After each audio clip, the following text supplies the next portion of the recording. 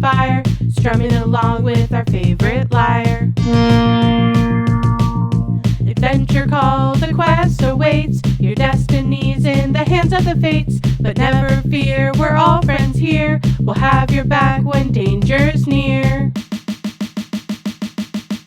Come with us through the pages as we unravel a tale for the ages into the Percy-Verse.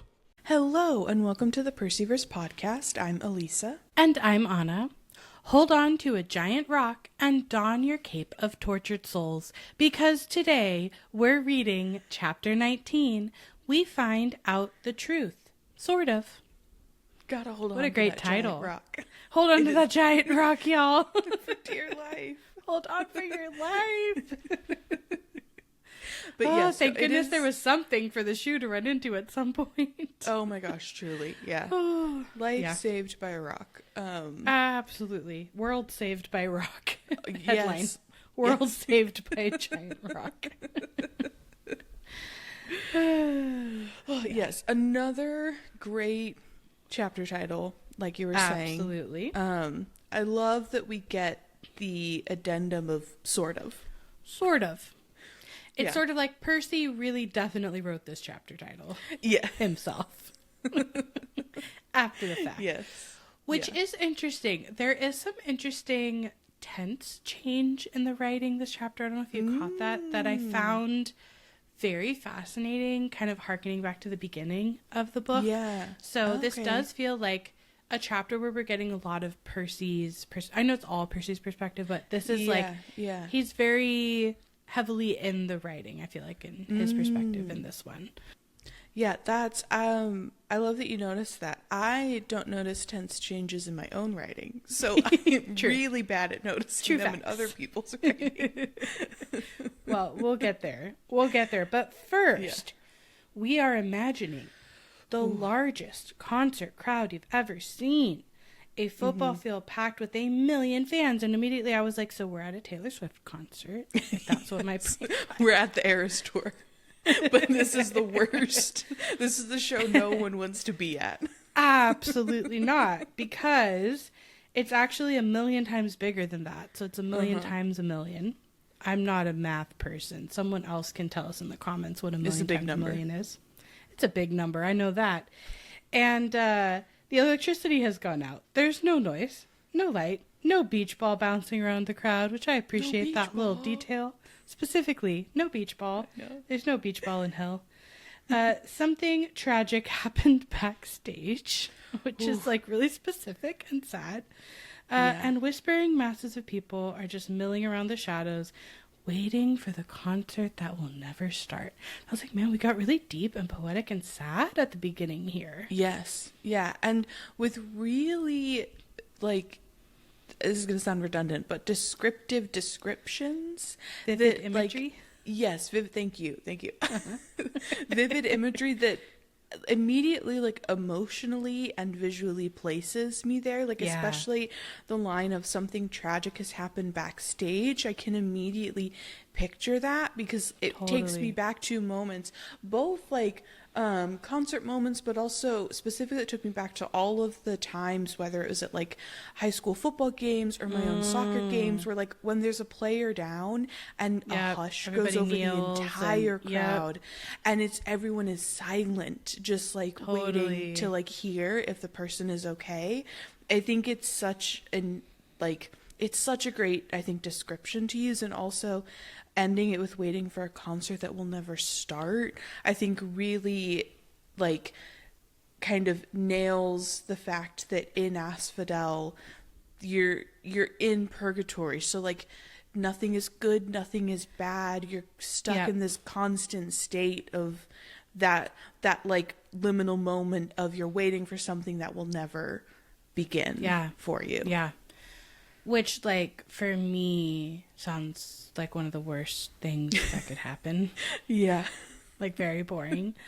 But it also has this undercurrent of sad. Like, all of these deceased spirits are, like, have this hint of sadness or trying to communicate something and, like, can't, and it's frustrating. And there is, like a general stuckness And I just reading this, I went back to kind of this, I've mentioned this before, but like the idea of, you know, the article that was like, hey, like in Coco, the afterlife is like so much like our current life, like it's so militarized and carceral and all these things, and like that's kind of a bummer, and also maybe not aligned with like that the actual like cultural traditions, right? But like here, it just gives me this feeling of like, man, like you live your whole life and like maybe you didn't save someone or like do some big heroic deed that got you to, you know, the Isles of the Blessed or whatever, right? But then like, man, like you're just there forever in nothingness. And that's the end. That's it.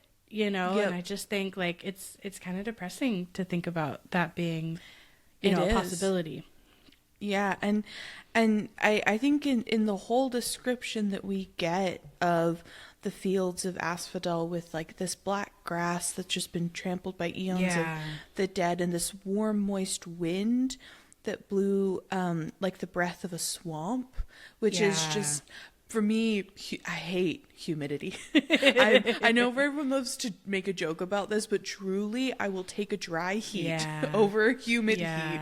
Even if it's like over 100 degrees, I will always want a dry heat. And so even there, like, I feel like everything in Asphodel is like, just, it's not like true discomfort, but everything's just a little off and a little not great. And I feel like it just all adds to that sadness and almost this weight of like you're having to reflect that like you didn't do enough in your life to get you to, is it Elysium? I know we did this last time. I think Elysium. Elysium. But then you also probably have somewhat of a relief of like you're not getting eternally punished, but you're kind of stuck with the weight of knowing that like you didn't, either you chose not to, you didn't have enough like belief in yourself that you went, I'm gonna opt out of being judged, you know, like, or you were judged just in the middle. Yes, and you were judged as either not great and not bad. Like, it's just a lot to then, because you get the sense that, like, these souls and these spirits have some kind of, like, slight, maybe a little bit sense of who they once they're, like, a little numb, but they have some of that. And, like, when it's described with Hazel later, I think it, like, you are aware that you're just kind of stuck there forever, but there's nothing you can do about it, and you can't form, like, I don't think you could like sit there and like write a book in your head or like something to entertain yourself. Do you know what I mean? Like I think there's a certain numbness that prevents you from engaging that I think, but you're aware enough that it's not a pleasant experience. I did specifically look up the black poplar trees that they mention, which in Greek mythology are linked to death and heroism and associated with the underworld. And there's kind of like various stories about Hades and poplar trees and people turning into poplar trees and dying and things like that. So that was really interesting. No, that is interesting. But yeah, like as Annabeth and Grover and Percy are trying to like blend through the crowd to walk through it, keeping an eye out for security goals. The thing that kind of broke my heart a little bit, but also makes complete sense because I think I would do the same thing, was when Percy says I couldn't help looking for familiar faces among the spirits of Asphodel, because I took a moment to reflect for myself, and I was like, I think if I were in, like, I think I would do the same thing. I think I would try to see if I could see anyone who I'd known who had passed away and like catch a glimpse or something like that. Absolutely. But we learn that the dead are hard to look at. Their faces shimmer and they look slightly angry or confused, and they come up to you. Yeah, and they try to speak, but their voices sound like chatter, like bats twittering. And what's interesting to learn is that like the spirits realize that they're not being understood by you, and so they frown and move away. They're upset by it, but there's this really interesting thing that's going on where there's still that awareness of who they were when they were alive. There's this attempt at communication, and they're trying to communicate something. but also an awareness that they're not able to, but this continue to, it's fascinating. It's really, really interesting. Yeah. Well, and that's actually the section that the tense changes in that you just read, where, you know, he starts by saying, I couldn't help looking for familiar faces. And then he goes, but they are hard to look at. Like, it changes inside the same sentence. And it says, their faces shimmer. They all look slightly angry, confused. And at the end of that section, the dead aren't scary. They're just sad. Then it goes back into past tense. We crept along. And it stays in past tense. And I don't know, there's something really interesting about this really, like, poignant, serious moment with this final conclusion of, like, the dead aren't scary. They're just sad. It was just really interesting that moved into the present tense, like, almost like, to try to stay with us longer. Like, this isn't something that happened. This is something that's always true. It was just like a really interesting moment, that I hadn't noticed it happening before now. It really is. And what I was also thinking about, when I was reading this, and especially when we get to the portion where we learn about how Elysium and the Isles of the Blessed work, how it doesn't seem like, and please anyone correct me if I am wrong about this, because I am not even remotely close to an expert on Greek mythology, but it seems like that reincarnation is only saved for, like, if you were heroic enough to reach Elysium, you can then choose to be born again 3 times to try to reach the Isle of Blessed. Right. But you can't, like, if you were,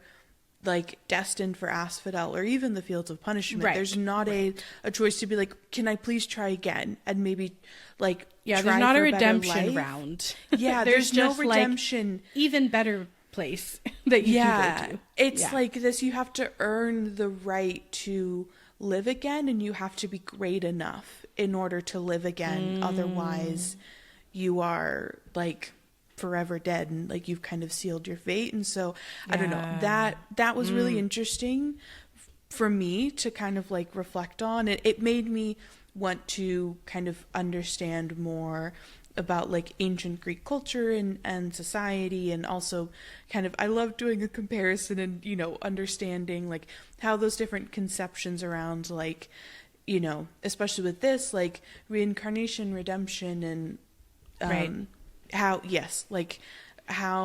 societally, based on where you are in the world and what time period, like, and the society that's formed, you know, like, what's, like, available to you. Exactly. And kind of, like, how those beliefs are created based on the culture and the time period.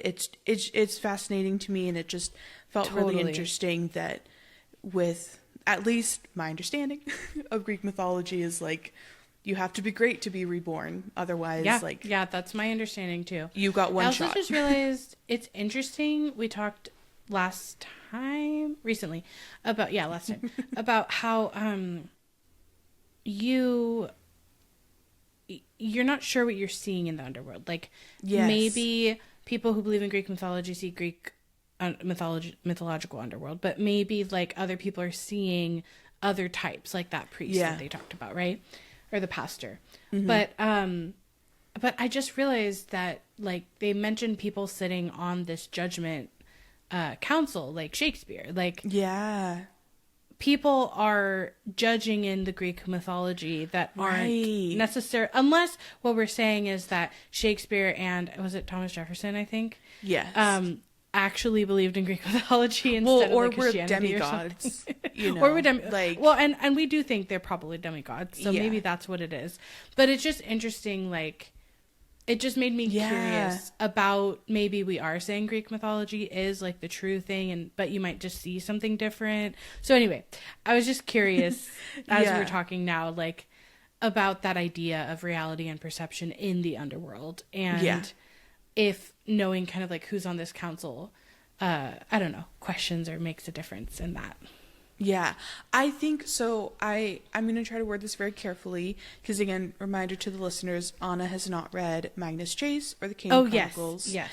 But help us spread the podcast, because once we make a Patreon, the plan is for me to read them and react on our Patreon. So if you want to see me react for the first time and Alisa react to my reacting for the first time, help us get to where we can make a Patreon. But I think based on my remembering of both of those trilogies, and in general from what Rick Riordan has written in like the many books that we have to call like the Riordan-verse, I think it's more so that it is that like people see what they believe in it. And so I think that it's more likely the case that Shakespeare, Thomas Jefferson, like anyone who was on the council were demigods, or ancient Greeks like themselves, you know, like in with high status. I could see that. Or had someone like earn that. And so for that reason are seeing they would have been introduced, like had their, you know, like Camp Half-Blood experience, realized that Greek gods existed. Though I do think there would be a fascinating like study of someone, those would have been both people raised Anglican. Right. And so it's a fascinating thing to, like, that's fascinating character-wise to be raised deeply Anglican and then have this experience that makes you realize that, like, there is not just one capital G God that exists. Totally. Well, and even I think Chiron says, like, that's a different question. And so that actually is posing maybe the concept that both could coexist, too, which is, like, interesting to think about. And so maybe they're kind of, maybe if you are someone like Shakespeare on that, like, panel of judges, maybe you're seeing some amalgamation of Greek mythology and like Christian beliefs and stuff. Or maybe like you can have Christian beliefs of how to live, but it doesn't apply to like the heaven and hell distinction or the underworld or something. I like maybe that part's Greek. There could be a lot of ways. I still really like your idea too about the council, that like they each represent one of the outcomes that you can get. I think that's really great because it helps me like make sense of people like Thomas Jefferson judging other people morally. So I still think that makes a lot of sense.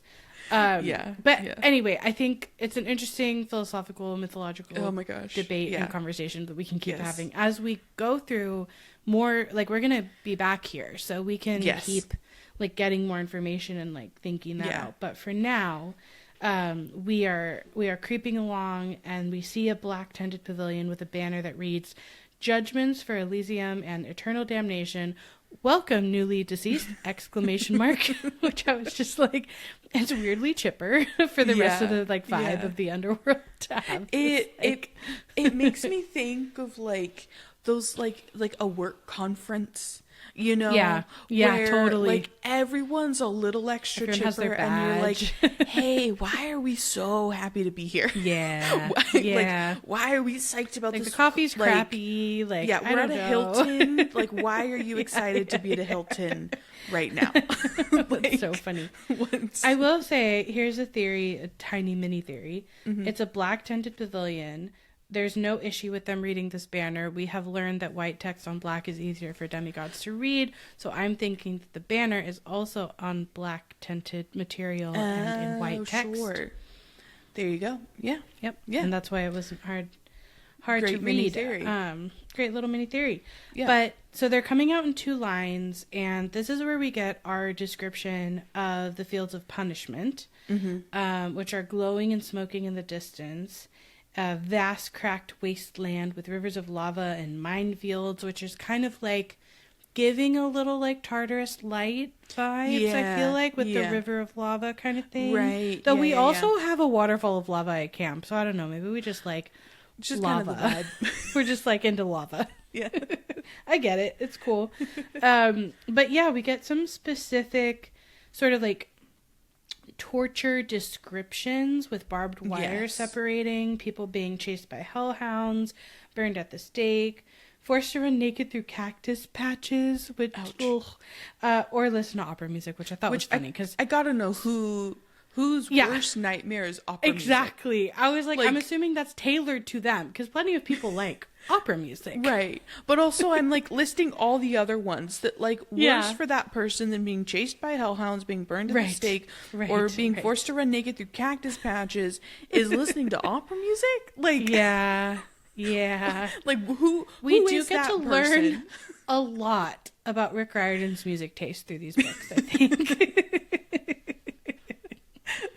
Between all the different references that we get. And we even see an ant-sized figure of Sisyphus, which I think just means he's far away, not that he's tiny in the underworld. Rolling his boulder up a tiny hill. And there's even worse tortures that Percy doesn't want to describe. So it's I think from not PG. That, but also I from a writer's perspective, I loved we get this specific list. We get the hey, Sisyphus cameo.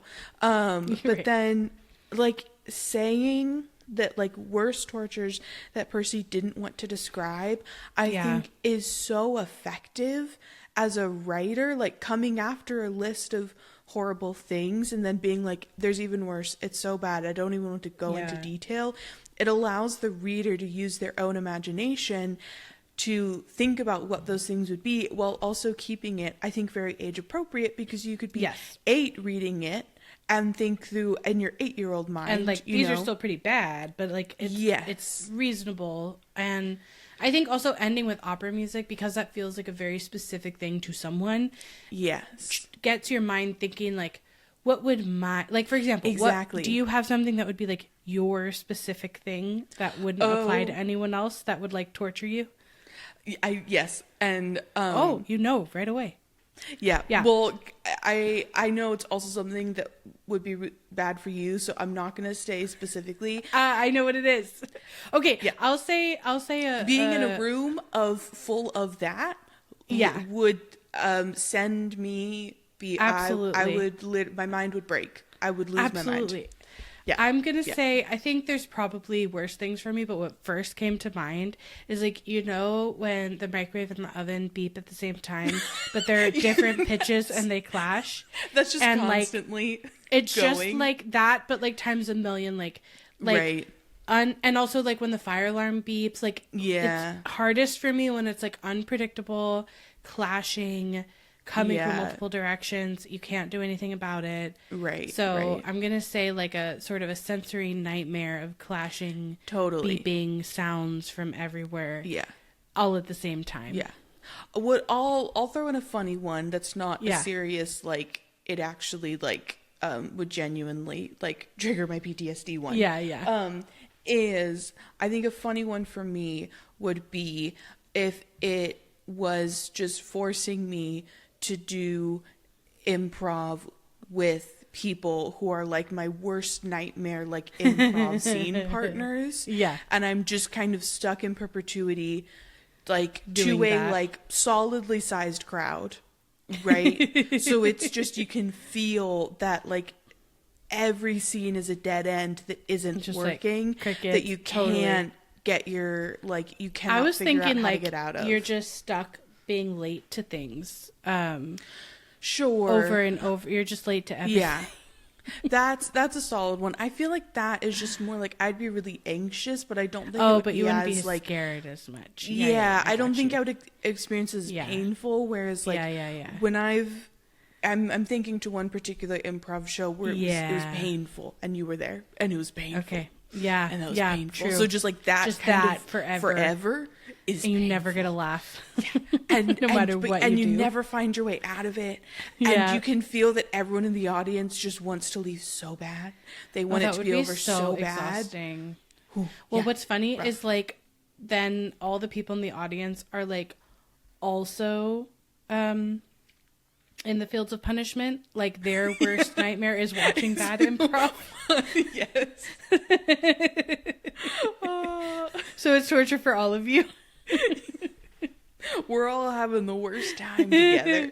This makes me think of The Good Place a little bit too. I feel they kind of took that idea of the opera more route of things that seem benign but are actually really annoying. And what if we just have people live in that forever? Yeah. Because I do think an eternity of, it's kind of the what's that expression about 1,000 Death by a Thousand Cuts. Death by a Thousand Cuts. That I think there's something, if you think about how to like punish someone for forever, Totally. death by 1,000, like in perpetuity, like tiny Little paper cuts. Yeah, totally. It just like eats away at you, I think, in a different way. Yes, then like continuous. And honestly, the boulder is kind of like that, right? Because you like never reach your like ultimate conclusion. Right. You know, like you experience yourself making some progress, but you never get to experience the actual satisfaction, and you're stuck in a perpetual loop of. Because honestly, something like being chased by hellhounds, like that's a lot more activating. Like you're gonna have adrenaline, and like I mean, I don't know how hormones work in like the dead spirits, but like in theory, you could think of that as like the body is designed to sort of react in those situations. But I think it's almost sometimes worse when we have like reactions that are life and death feeling to things that are not literally life and death, because it's like it's confusing and disarming and overwhelming and disorienting, and so you're like it's just paper cuts, but I feel like my life is in danger, and that's really different than like I am running from a lion, which is like, okay, like I have a mission, which is to run from this thing. Right. In these other scenarios, like you can never quite achieve a thing, and you're uncomfortable and in pain the whole time. So I do think there is something to that. Yeah, well, and it kind of like, I know for me, like it messes with my mind when I experience something as life or death that is not actually life or death. Yeah, totally. Because I have this internal fight of like, part of my brain is able to recognize this is not life or death thing. Why am I getting this worked up over it? Well, the other part of my brain that's going, no, this is life or death. This is the worst thing. And so it kind of like messes with your sense of like self and your groundedness. Reality. And you're like, exactly. Yeah, absolutely. No, I totally agree. Man, who would have thought one line about opera music would create so much discussion?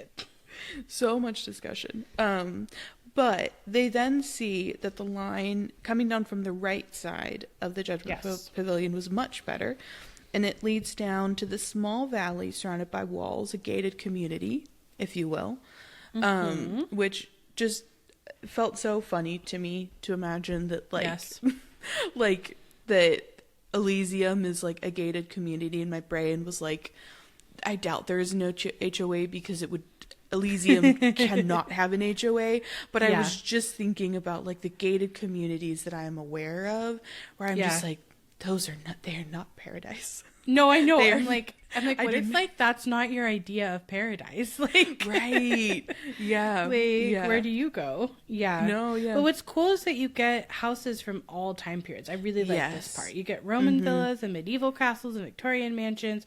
So it seems kind of like maybe you're in a gated community, but you kind of get to pick your. Like, you get something that's tailored to you. Kind of like you get a tailored punishment. You get, like, at least a tailored house that's made for you. Yeah.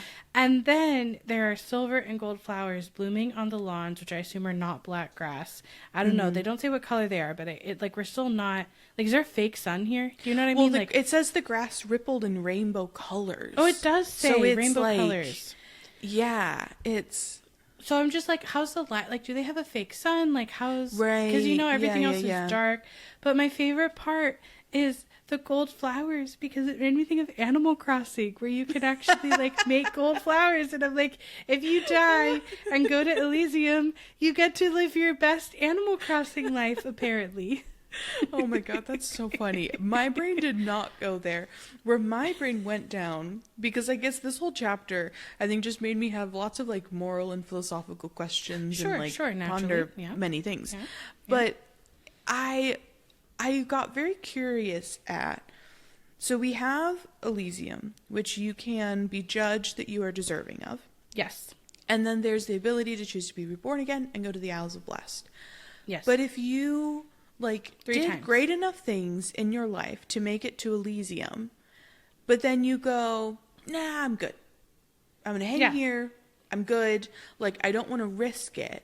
Like, does it not say something? I don't know. I just found it really interesting. So I'm like, okay, so you did a great thing, but you have no desire to return to the world to see if you could be great again, to do more good. Does that not inherently like say something about you and kind of counter your morality and like your, I don't know. I just found it fascinating.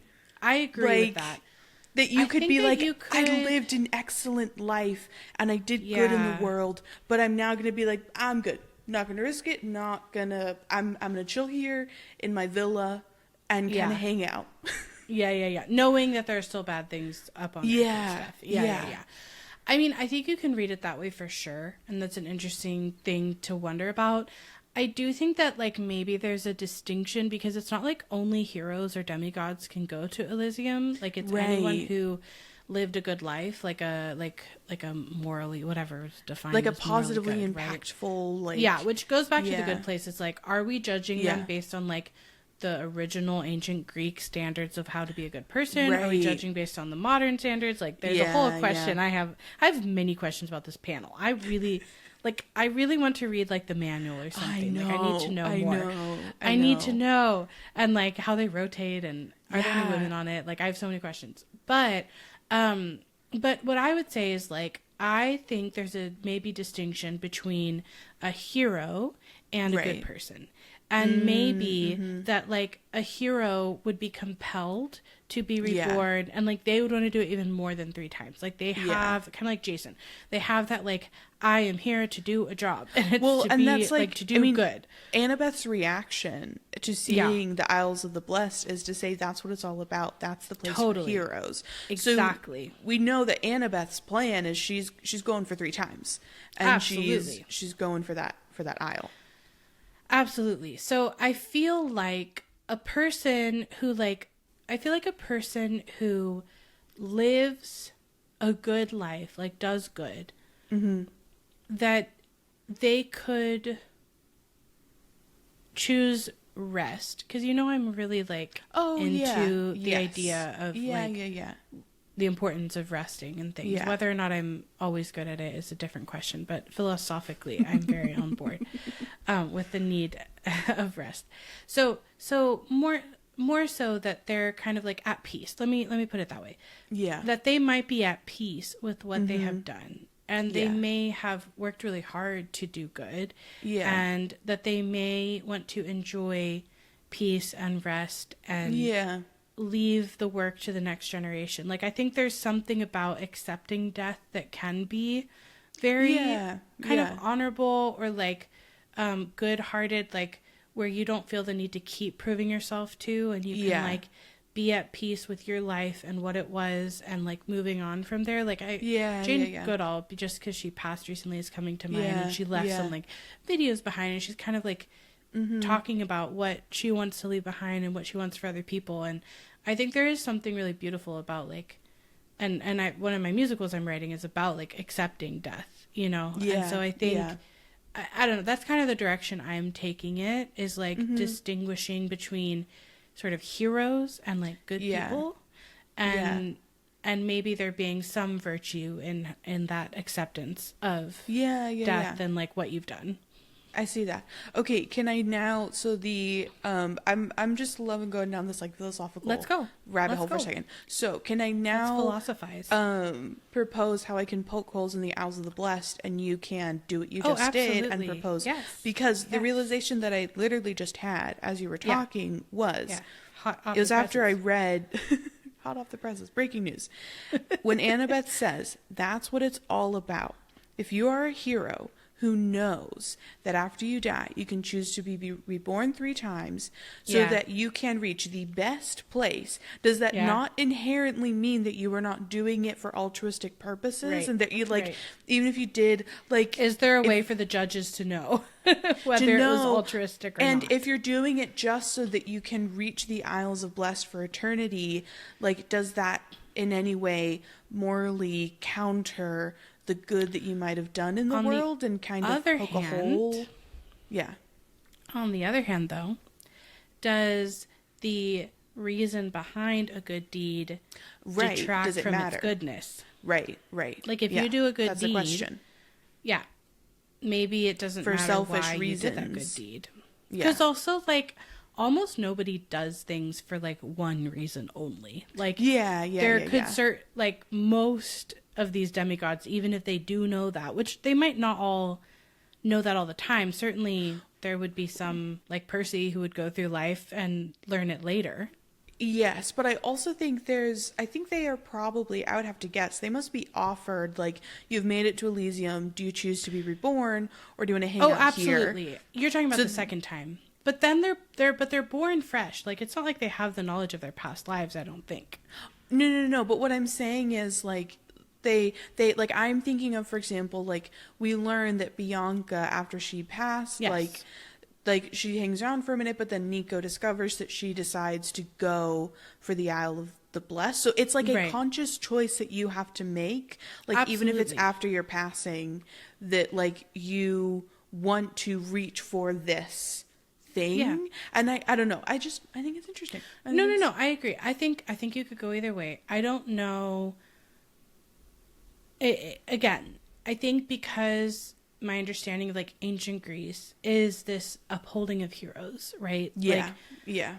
And that there's sort of a trials component, like Hercules' trials and things like that. So I would maybe more look at it in its, like, historical context of the idea of, like, what makes something good or heroic. Mm-hmm. And that I don't think altruism was, like, the main or the only reason for doing something good. I think in its historical context, which is where I would probably read it, which is part of why I'm asking, like, does this panel, like, use the moral code of ancient Greece or the modern moral code? And if the modern one, there's many, so where are they pulling it from? Like, 'cause, like, is it the heart of the West, like US? And even then there's moral ones or different ones? Well, and, like, thinking of this, like, in ancient Greece, like, heroes and them going through trials, the ultimate trial does feel like, can you live life 3 times in a row? Right. And be incredible. Like, 3 is a magic times number. In a row.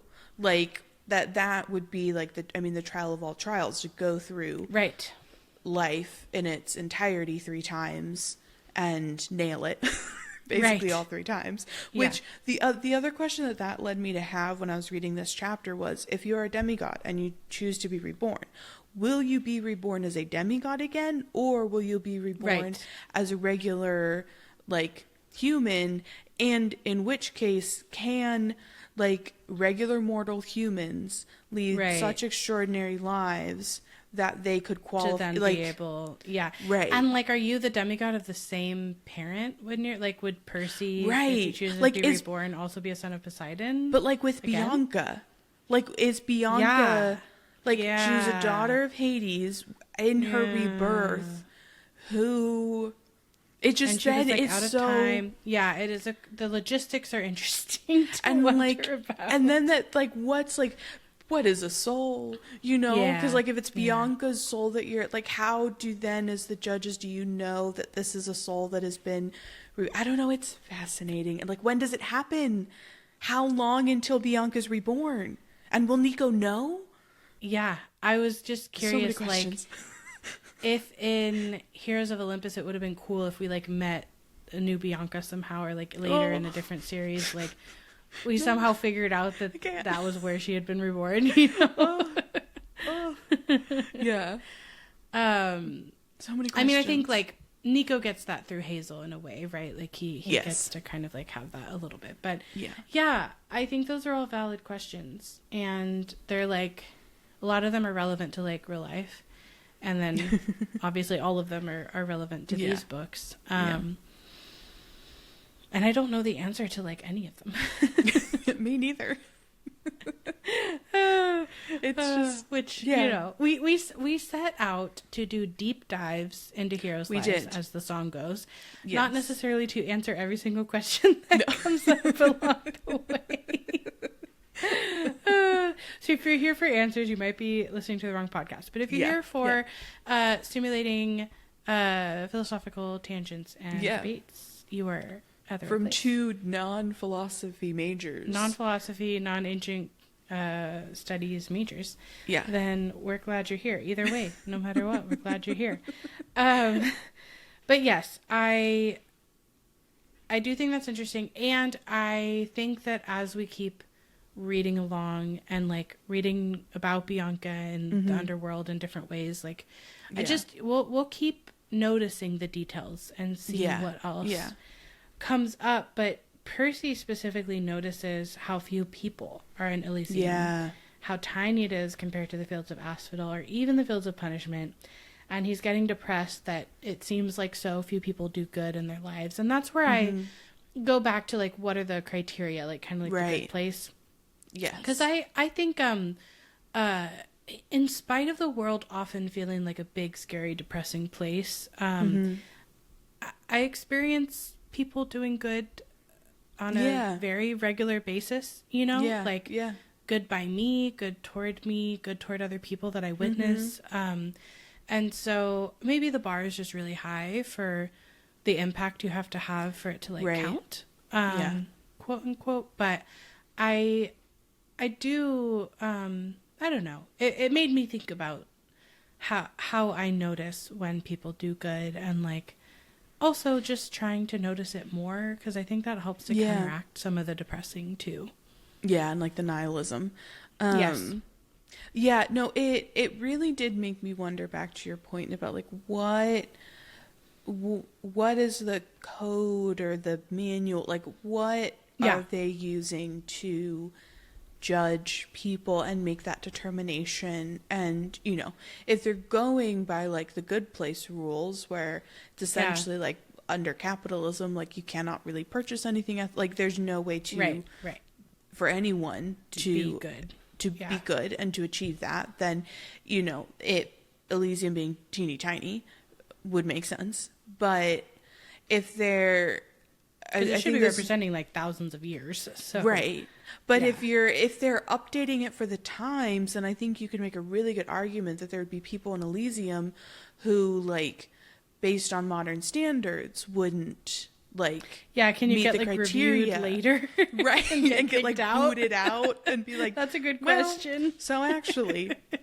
you know, oh man, like, it's, I don't know, it's very interesting to, like, think through what is the, like, moral code that is being used to that make is being this applied. Determination. And then also, like, how it gives us these pieces of media give us a glimpse into their creators too. And, like, how often that sense of nihilism or feeling depressed or whatever is, like, coming into it is causing people to write it as though, like, very few people are good or do good, you know, because, like, that's a stance that's being taken by the author, right? And, like, that's a stance that's being taken by the TV show creators and showrunners.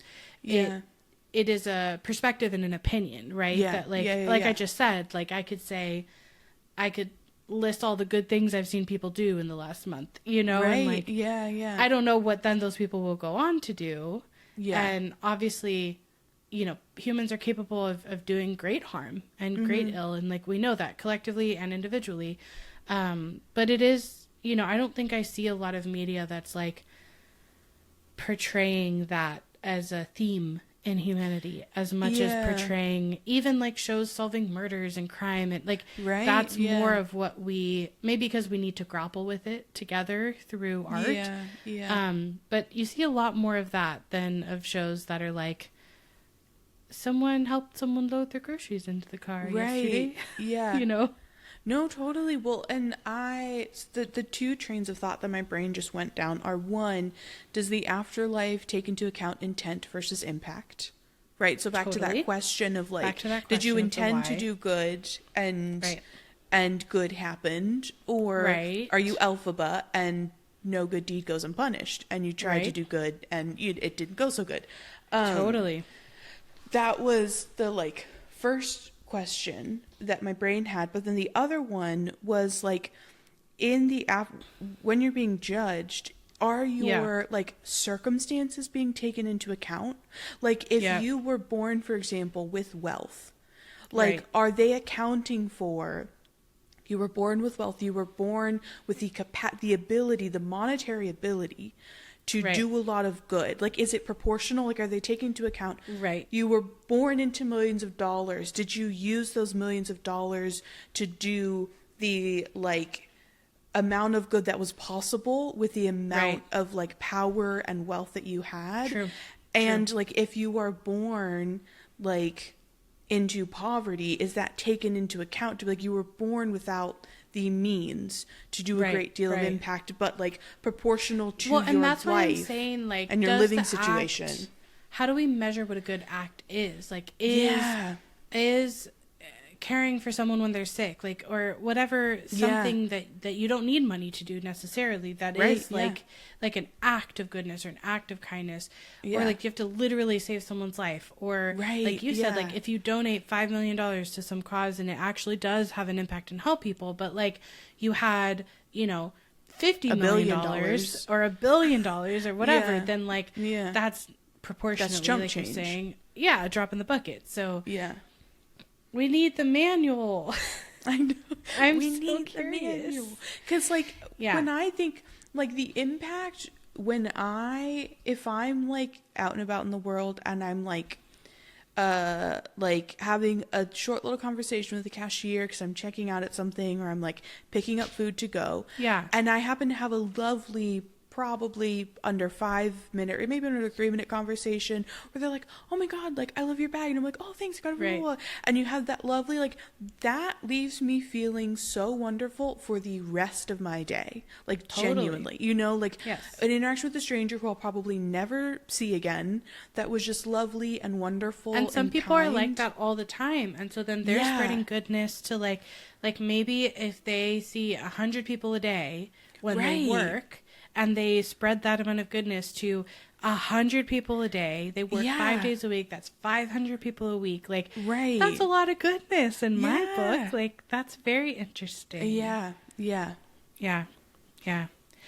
I feel like, I feel like we have many a video to do, like, really sitting with all of this and, like, diving even deeper into it. I feel like we could spend all of today's episode to get to nothing else just on this. I think you need to make a video that's just called Questions About the Underworld.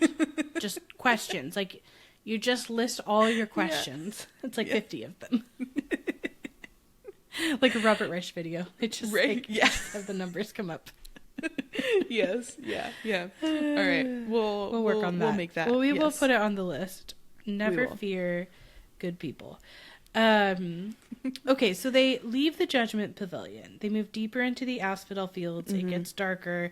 The colors fade from their clothes. So interesting. There's a lot of like clothing, magic, color, imagery things happening. The crowds of chattering spirits begin to thin, and then they start, after a few miles of walking, to hear a familiar screech in the distance. And looming in the horizon is a palace of glittering black obsidian, which is a very cool image to imagine, like an entire building of obsidian. That's kind of wild. The image that it conjured in my brain, and it might be because Wicked Part 2 is coming out very soon, but was like the Emerald City, but obsidian. Yeah, but like where it's that like it's glittering, it's like intriguing, it's like massive shiny display of wealth. It's shiny, but it's all obsidian instead of all emerald. Absolutely. And you follow the black grass road to get there, not the yellow brick road to get there. Above the parapets, which love the use of parapets. Shout out to parapets. Shout out to parapets. Swirled 3 dark bat-like creatures, the Furies. And Percy gets the feeling that they're waiting for them. And I'm like, yep, they are. They are indeed. And then Grover, after all this, after going across the country on a quest, after going through all the trials they went through, after getting into the underworld, getting past the 3-headed dog, after, after everything, he goes, I suppose it's too late to turn back. Come on, Grover. Yeah. But yeah, we got anxious Grover. Though he is, I guess he's wistful Grover, because he says it wistfully. So I guess he's, He's just sort of contemplating. I think he's kind of like wistful for the sunshine and that's fair. You know, happier energy. Well, satyrs don't like underground, and he's now been underground for a while, and this is not the most underground you can get, but it's like the second most underground you can get, and it's pretty dark. And then Percy tries to sound confident and says, "We'll be okay," which I think is sweet. And Grover's suggesting maybe they should look other places first, like Elysium, which made me wonder, like, can you just stroll into Elysium as like a live person going down to the underworld, just like go hang for a sec? Because like they would definitely be able to talk to you, unlike the people in the fields of the hospital. So like, could you go visit a relative or like you know, creative hero, or you know, like go find them and like ask them questions and like interview them? That's true. I don't know. I just thought that was interesting because they're just walking around. I mean, they're kind of being let by Hades, but I don't know. Right. Yeah. That would be kind of interesting. But then the moment that we've been dreading. Yep. The whole book. It happens. It does. I want to note that. So Annabeth tells Grover, "Come on, goat boy." She grabs his arm and Grover yelps. Yes. And then his sneakers sprout wings, his legs shoot forward, and he starts being pulled away from Annabeth. And it, like, he yelps again, and the shoes start flapping like crazy. And I'm not saying this could just be correlation is not causation, right? Like, it might just be the timing, but it just felt interesting to me that, like, he yelps, it happens. He yelps again, they kind of, like, go into overdrive. Even more. I don't know. Like, they're locationally where they're supposed to be, so I think there's, like, the reality of, like, they're close enough that the magic can now activate, but it just, I don't know. When it happened twice, I was like, does this mean something? Well, I kind of read it as the opposite. Like, he is yelping because he feels the shoes move. And it's just being written in that order. Yeah. But I did go back and read it a few times trying to figure out if there was some, like, the best like kind some of, trigger. Yes, the best trigger is that Annabeth grabs his arm, but I don't think that's what it is.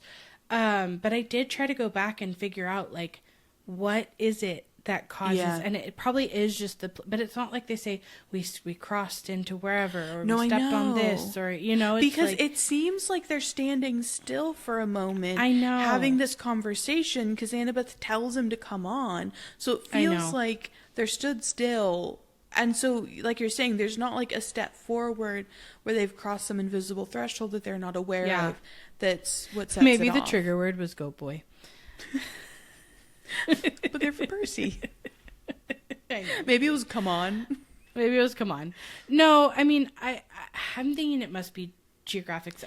Or just timing or something. Cronus is now aware that the shoes are really close by. Somehow, like, the magic is, like, clicking into place. But, yeah, I was reading it more as, like, he's yelping because he feels the shoes tugging. Yeah. Like, yes. And I think my brain was just also looking for what is the activation? What's the trigger that's happening here? I agree. And I just noticed the fact that it was like, he yelps, this thing happens. He yelps, it happens even more. Then I was like, is it yelping somehow? I know. Like... I mean, I read for it too, but it's not like they could guarantee that he would yelp. You know what I mean? So, and I'm sure he's yelped before now based on where they've been and what they've been through in the underworld. Yeah.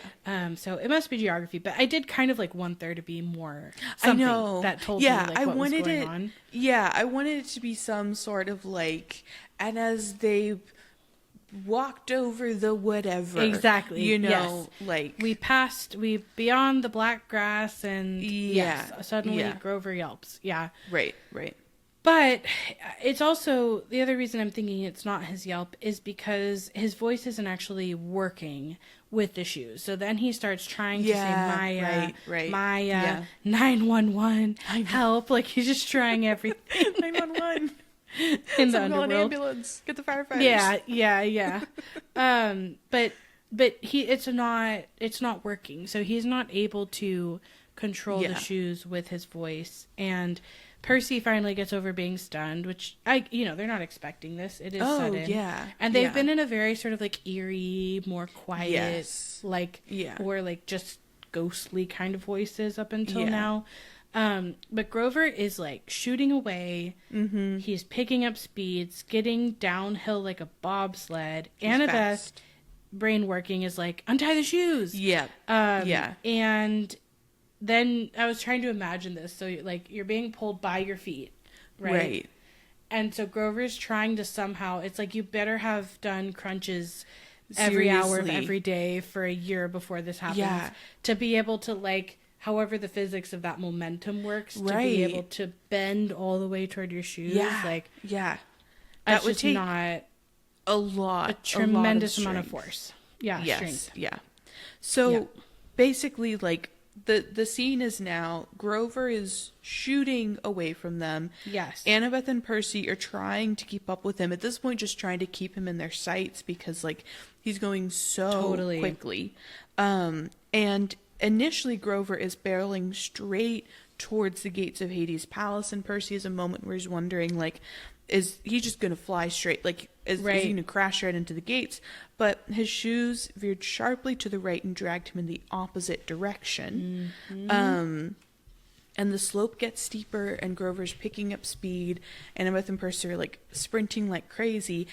And we're now, like, in a true, like, cavern, and the walls are narrowing, and they're now in kind of a tunnel, and there's no grass or trees or anything. It's just rock underfoot. And at this point, I think Percy gets smart and is kind of like yells at Grover for him to hold on to something because there's now rocks, and so like grab something. Yes, he could.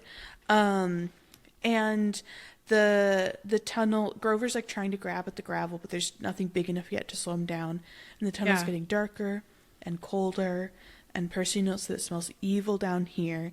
And it specifically says, it made me think of things I shouldn't even know about. Blood spilled on an ancient stone altar, the foul breath of a murderer. Yeah. Which is fascinating. Yeah. So, like, in kind of the canon that we now have of, like, gods and their auras and the impact that they have, it seems like Kronos is almost able to, like, project out even further, which makes sense because he's the father of the gods, like and he can like make you see. I found that to be very, very it has interesting. that like Aries quality to it a little bit for sure. And I think like he does get described with colder, I think, so like the fact that it gets colder makes sense. I also just realized like it's interesting that he doesn't manipulate time at all in this scenario. I don't know how specific he's able to make it, but imagine if he had just slowed down Percy and Annabeth. Totally. And Grover was the one who kept going. Like that would have made it even harder for them to keep up. Oh yeah, absolutely. Well, and it made me wonder like how much access, while he's still this trapped, like how much access does he have to that ability, and does he not get it till he's like really truly freed by Luke? I think that's very possible. I think it's very possible that he is just like not powerful enough outside of the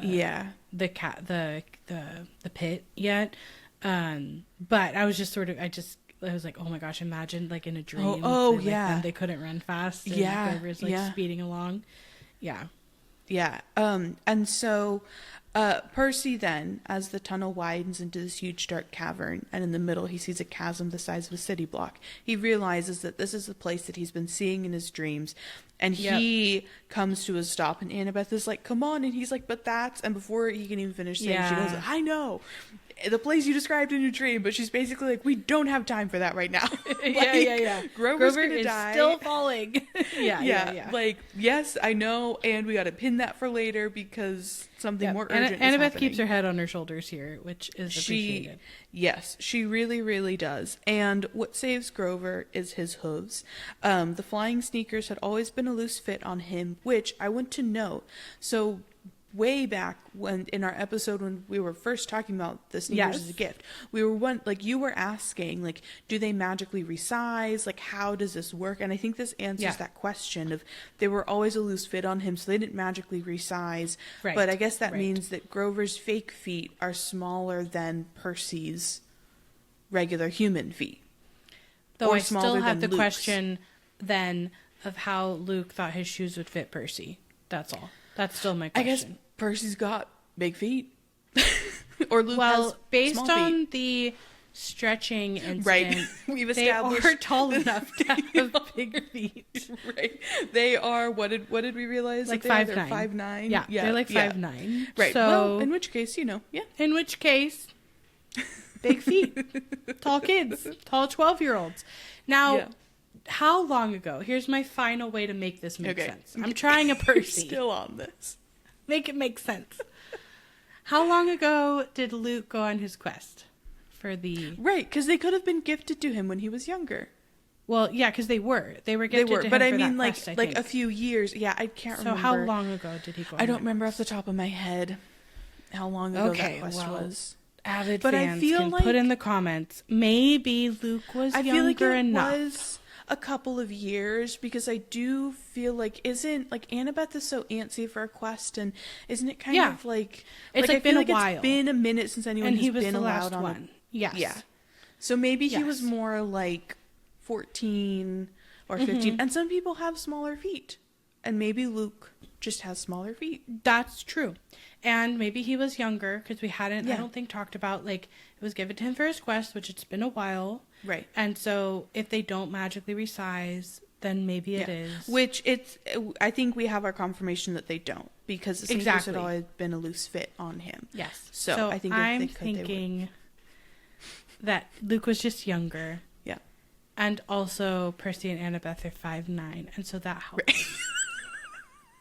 And if you don't know what we're talking about, see the episode with Krusty. Yeah, whenever that. Yeah, 2 episodes ago. Yeah. So yes, I just kind of wanted to make the note, because as soon as I read that, I remember back to however many episodes ago that was now, and I was like, well, we've got the answer. We got our answer. Yes. Yes. And so because they'd always been a bit of a loose fit on him, and their fake feet, which is you know incredible for Grover's life, Grover hit a big rock, and the left shoe came flying off, and it sped into the darkness down into the chasm. And so now he's just got the right shoe on, and it's tugging him along, but not as fast. And Grover's now able to slow himself down enough by grabbing onto a big rock and using it like an anchor. And he is 10 feet from the edge of the pit, which is unbelievably close. Yeah, that's terrifying, especially with what happens later. But I do have to say, meanwhile, I'm just imagining the shoe falling and, like, hitting Kronos on the head, you know? He's like, no! He's like, no, just come on! Because, like, it's like, the reason he does this, like, wind later is because, like, he's not... He's like, that's just a shoe, but I like the idea that it kind of, like, bonks him on the head first. Right. Bonk. So, yes, he is only 10 feet from the edge of the pit. And when finally, because he's like Percy and Annabeth have now caught up to him, they've hauled him back up the slope. Yes. And the other winged shoe tugs itself off, and this description is so funny to me. Circled around us angrily and kicked our heads in protest before flying off into the chasm to join its twin. I know, I thought that was funny too. So I'm like, it's got a little mind of its own. It's like, yes. It's like, no, I had a job to do. You stopped me. Yeah, totally. So like the magic somehow made it like aware of the fact that it didn't complete it wouldn't be completing its task. Yeah. Yeah. I do think that's really funny. And then we get the first note that, because Percy's now finally realizing how tired he is and his limbs feel like lead. And he says, even my backpack seemed heavier, as if somebody had filled it with rocks. And we're going to get a few notes of Percy being like, dang, my backpack feels heavy. It's so heavy. That's crazy. And he does not check. Nope. He doesn't even go, thinks what's up about with that? how he maybe should check, and then he still doesn't. And then he check. doesn't. Yeah. Percy. There's multiple. I like underlined every time. I'm pretty sure it's either 3 or 4 times where he has thought about how heavy his backpack is, and he doesn't look. Oh my gosh, doesn't check it out. That happens earlier in the story. Yes. He realizes he has the same thought. Yes. Oh, what is it? Oh, what is it? Yep, it's another chapter, and he does the same thing. He has the same thought over and over and over again. Now, I will say, having the same thought over and over again and not acting on it is very ADHD. Yeah. Quick real-life anecdote. I had cheese out to make my breakfast this morning, and I did think about putting it back in the fridge 3 times, and it did not end up back in the fridge. Sure. Till it was pointed out to me that it was still out on the counter. So, I'm just going to say just a little, note that it is realistic in that sense. Right. They'd be like, especially if you think maybe something bad is on the other end of checking. That's a really good reason to not check. Yeah. Just saying. Well, then it's more solid ADHD representation. Yeah, exactly. In these books, we're just being accurate here. Yes. And they take kind of a second before they start to hear a deep whisper in the darkness. And Percy tells everyone to be quiet, and the sound starts getting louder, a muttering evil voice from far, far below them coming from the pit. And this is when Annabeth finally reveals that it is Tartarus. It is the entrance to Tartarus that they are looking at right now. And as soon as she says that, Percy uncaps Anaklusmos. And what I think is so interesting is after he does that, it says the evil voice seemed to falter just for a moment before resuming in its chant. So it's like this sword, and we learn more about the lore and the history of this sword, but it really is powerful. And it's a sword that has its own mythology, and I feel like everyone who knows it has a reaction of whoa. Yes, acknowledges that. Ooh. Whether they're happy or not about seeing it or whatever, they all acknowledge its power and history and gravitas and magic. Yeah, for sure. And what I also think is fascinating is Percy says, I could almost make out words now, ancient words, older even than Greek, as if, and then he says out loud, magic. Yeah. Which I'm so magic is older than ancient Greek. So what is it?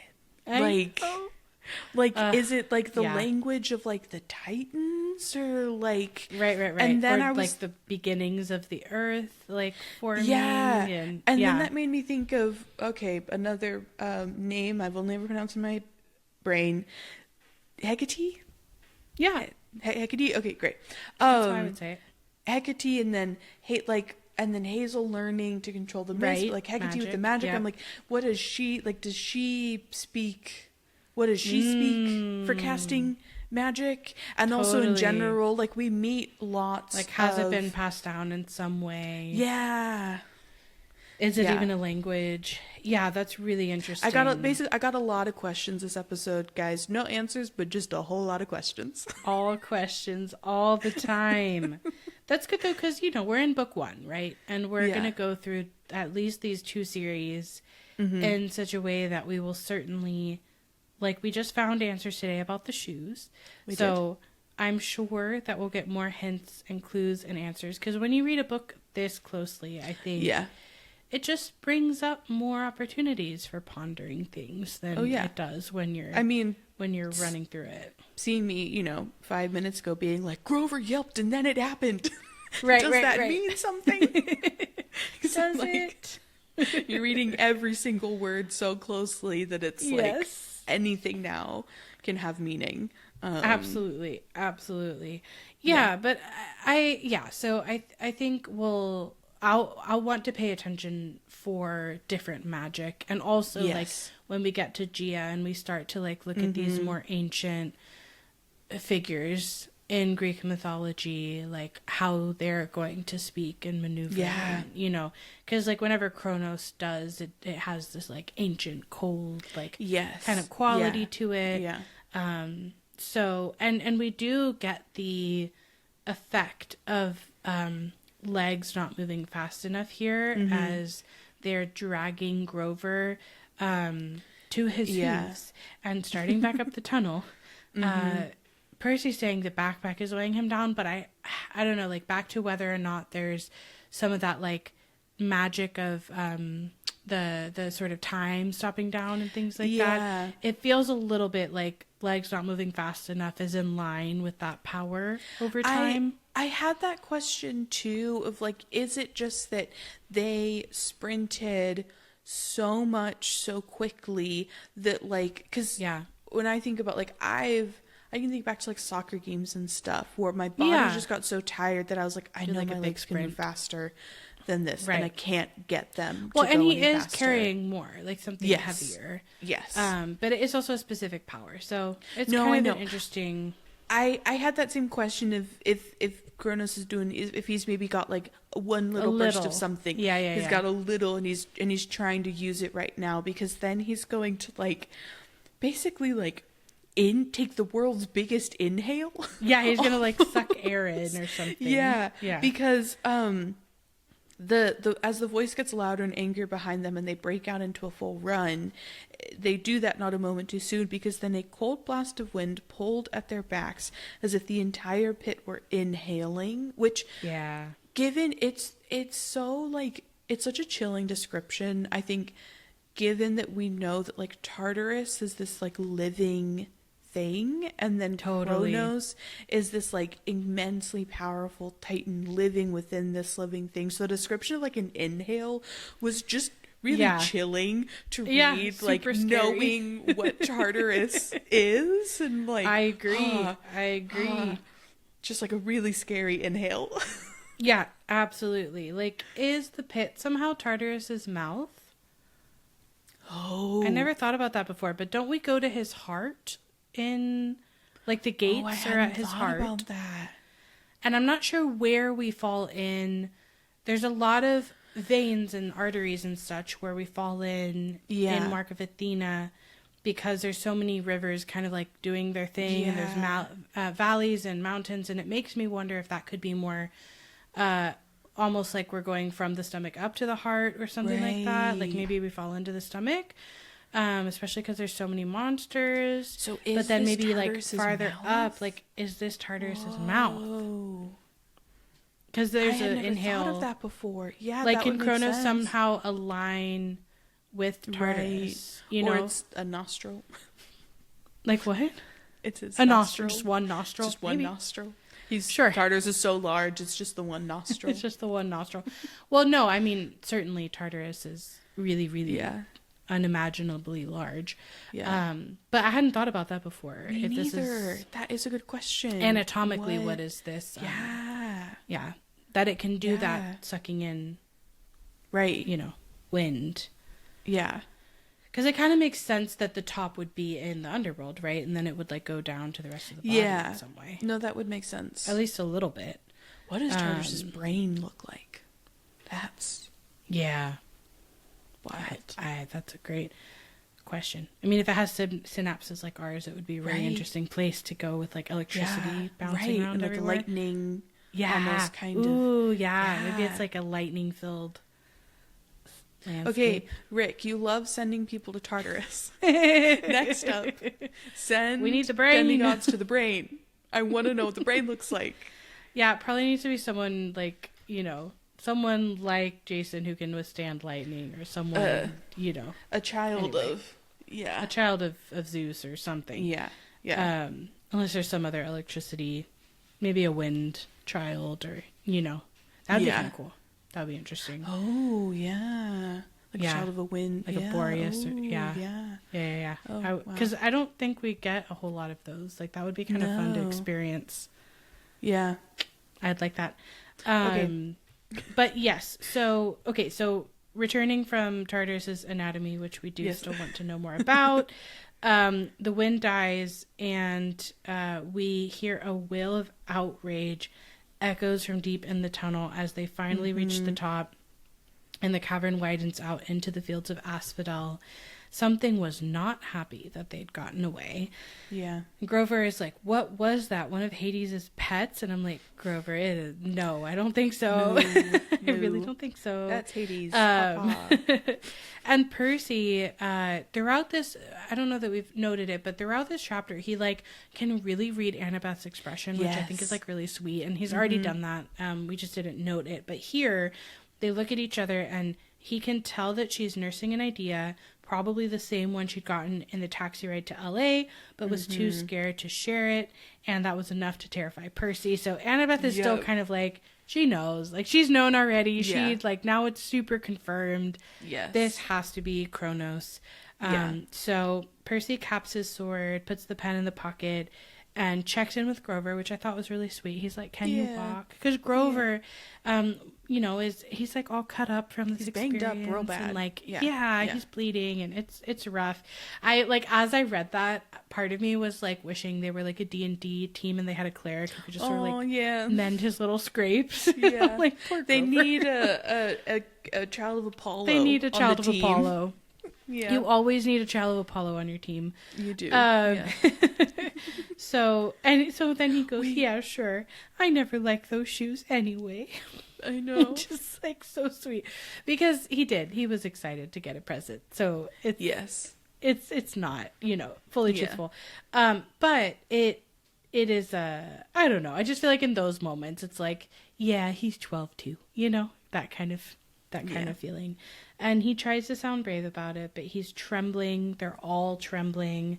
Percy says whatever was in that pit was nobody's pet. It was unspeakably old and powerful.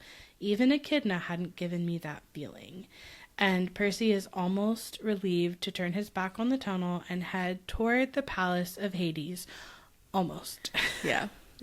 The I'm not going to get us fully sidetracked, but the one thing I want to know, when you said having a cleric on, I felt like it'd be really fun to go through the demigods and map them onto the D&D classes, because I was like, a child of Apollo could be a bard as well, and bard has healing. Anyways, so I feel like it would be really fun to go through and map them to D&D classes and like create your adventuring party out of demigods. Yeah, that would be also really Dimension fun. 20. Please do a season of that. Oh my god, that would be so cool. Please. Yeah, and have Alisa on it. Please. So the Furies are circling the parapets, and we get like a page break here. So yes, we have gone through the. Here's some more info about the underworld. We have gone through the. Kronos makes his attempt to bring them down into his pit, with the lightning bolt in tow. And then now we are headed actually finally to Hades's Obsidian Palace. Yes. And so we see that the Furies they're circling the parapets high up in the gloom. And there are these 2-story tall bronze gates that stand wide open. They're really big. Massive. Like the scaling of all this stuff in the underworld is crazy. Yes. It makes me wonder, like, how often is Hades walking around in, like, because they can be different forms and different like, sizes, and, like, how often is he just kind of doing, like, I'm rocking, like, 30 feet. Yeah. You know, or, like what? Like, absolutely. Yeah, it just made me curious. Yeah, because he's about 10 today, but he could be as big as he wants to be. Yeah. And can he be his true godly form in the underworld? And if so, like, what happens to the spirits and Cerberus and like everyone else who's down there? Like, that's a good question. Like, would the spirits all evaporate like when they get sat on? Right. If they see the true form, or are they not really affected by it? That's a good question. Yeah. That's interesting. Because gods can see other gods' true form, so like it wouldn't affect. But a demigod would burn up looking at it.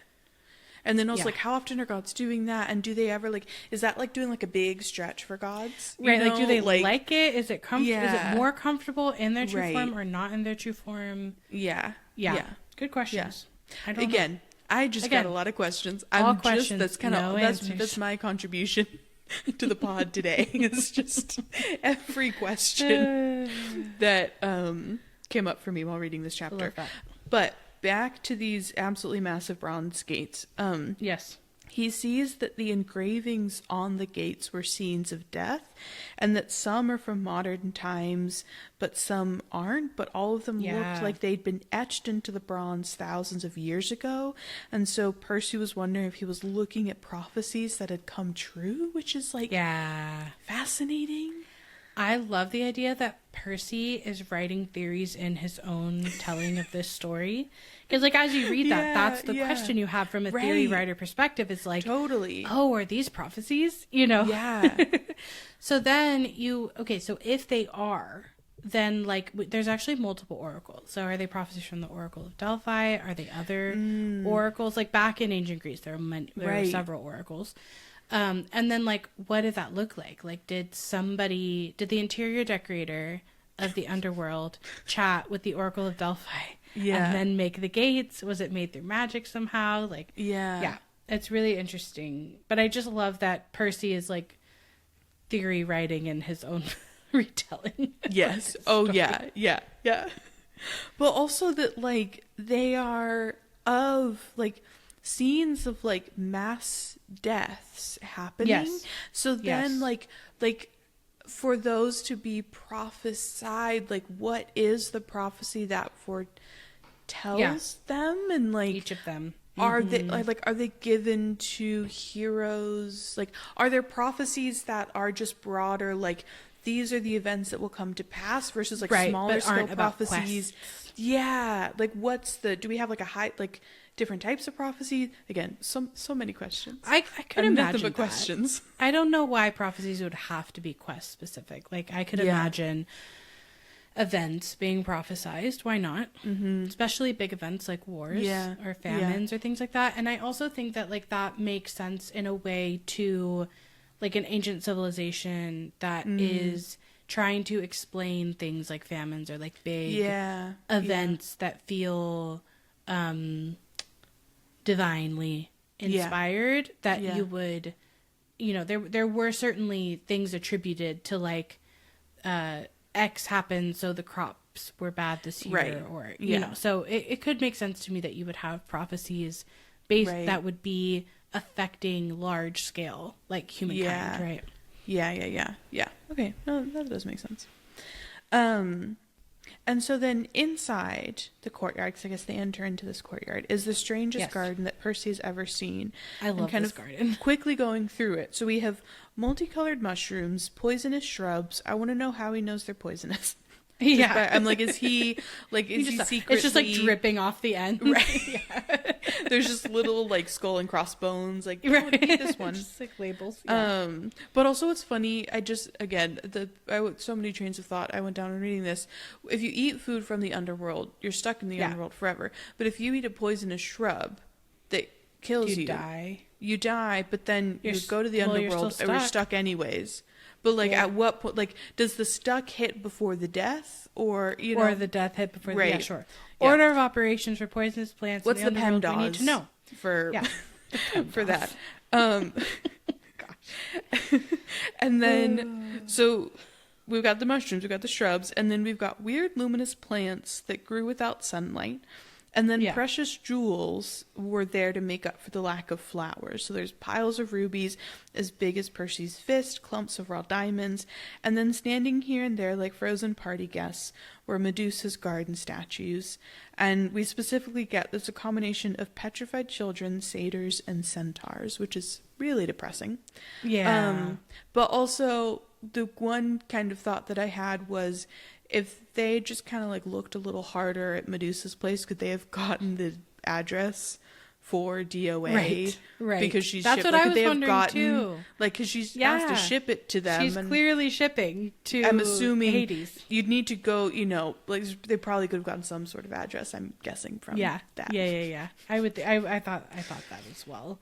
So. And in the center of the garden is an orchard of pomegranate trees, which are very important. Their orange blooms are neon bright in the dark. And I just think, like, I don't know if anyone else has been to Meow Wolf, or the other place I'm thinking is like the Chihuly Glass Museum in Seattle. But there are some places where there'll be like a very black, like dark room. And then there will be some kind of art that's like super colorful or glass or kind of like glowing. Yeah. And it's always really, really striking to see neon colors or just like colors in general in like a black landscape.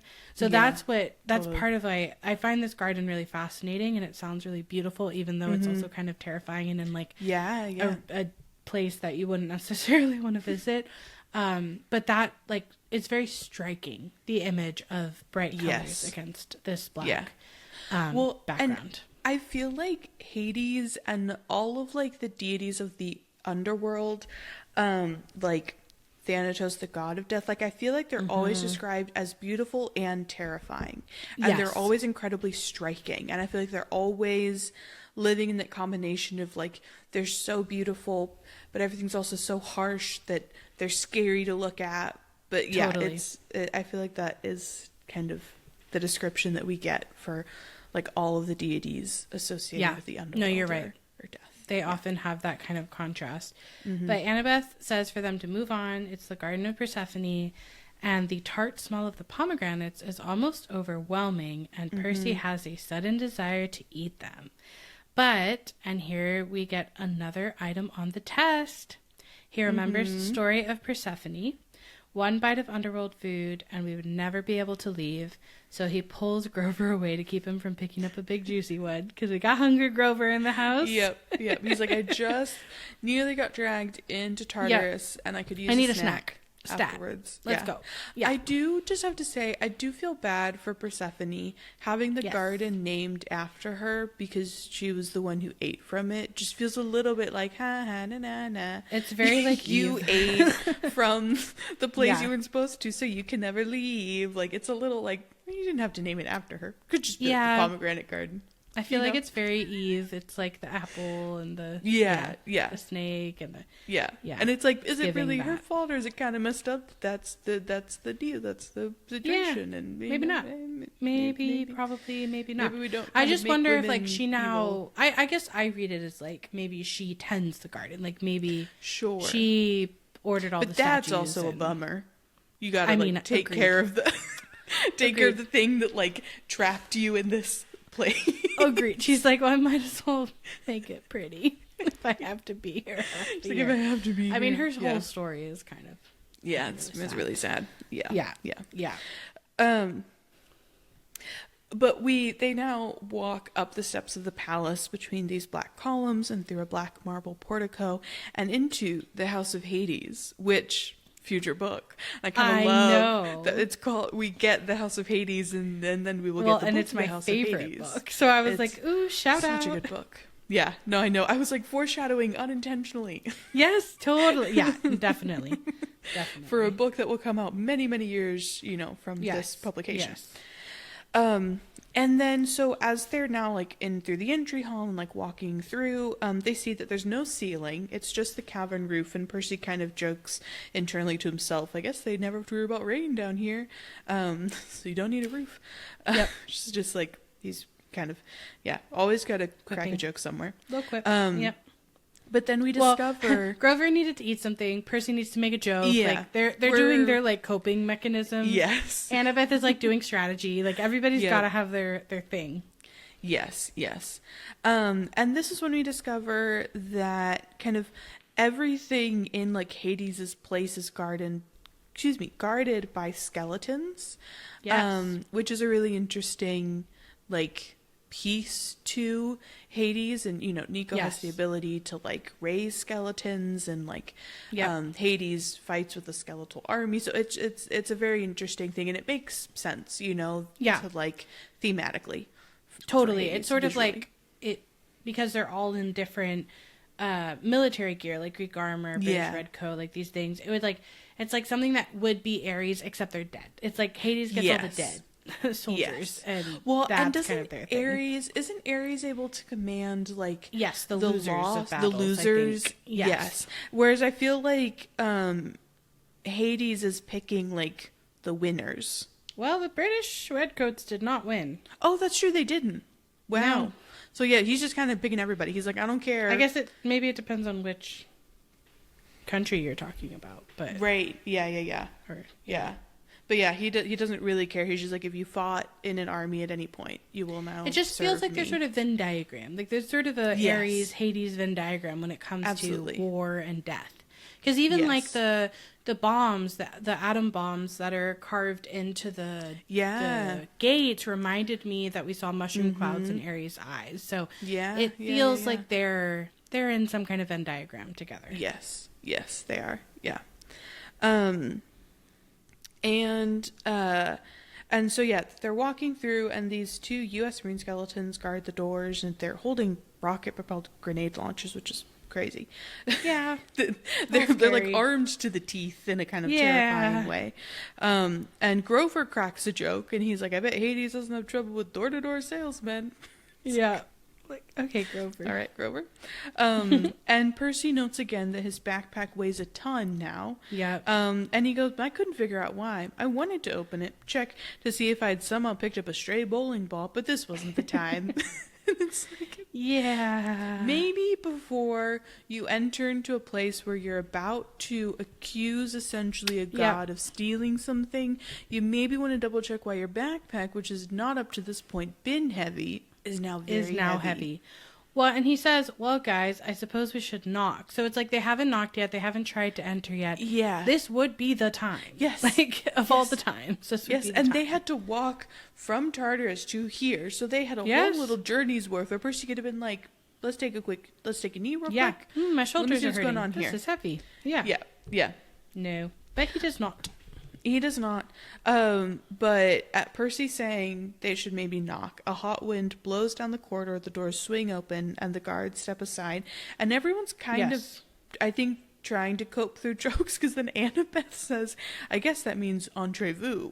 I know. I'm like, French Annabeth. What's so the vibe? Funny. Like, the vibe that everyone's in right now is I feel like they like barely escaped Tartarus. They've been confronting death and their mortality for like a little bit too long now that they're all kind of getting silly. They're kind of losing it a little bit. Yeah. Like, let's do our little kind of like 5-minute sets as we just you try to navigate the situation, which makes sense. Like one of the ways to deal with darkness and sadness is humor, for sure.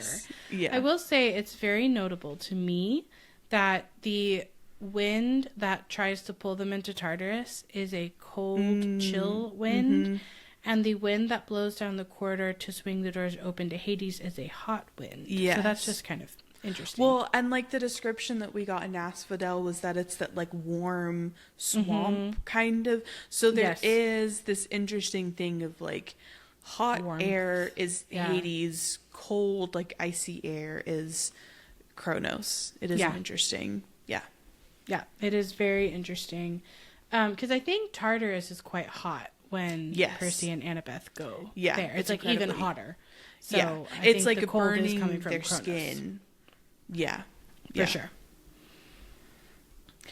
And so they walk into the throne room, and it looks just like it had in Percy's dream, except this time the throne of Hades was occupied with the god himself.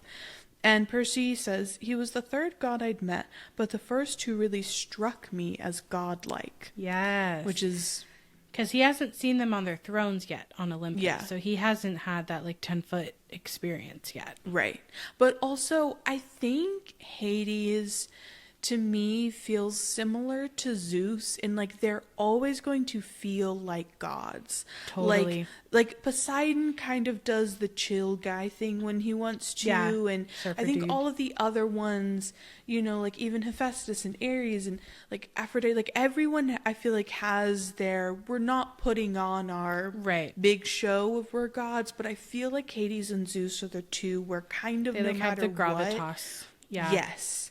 Yeah, and like the poise and just the energy of I am a god, like fear and respect. And they're kind of set up in that like polar opposite, like the sky and the underworld kind of situation. Totally. I do feel like they mirror each other in interesting ways, for sure. Well, and there is an interesting piece of Hades is the eldest son of Kronos. Like Zeus is younger than both Hades and Poseidon. True. But he was like not, he was like kept secret and then like let you know. Right. So it's this interesting thing of like he's technically younger, but he kind of got the more prominent position role, and yeah, that's true. Was saved by Rhea. Is that how you pronounce it? I think Rhea? so. Yeah. So there is an interesting kind of like mirroring. That's true. That's really interesting there. to think about with sort of their yin yangness. Maybe I'll pay attention for that. Light and dark. And he has this like Aries quality to him of radiating power, and even like Percy's actually comparing him to Aries, like he wasn't bulked up like him, but that Percy has the emotional experience of feeling like he should be giving orders, that he knew more than Percy.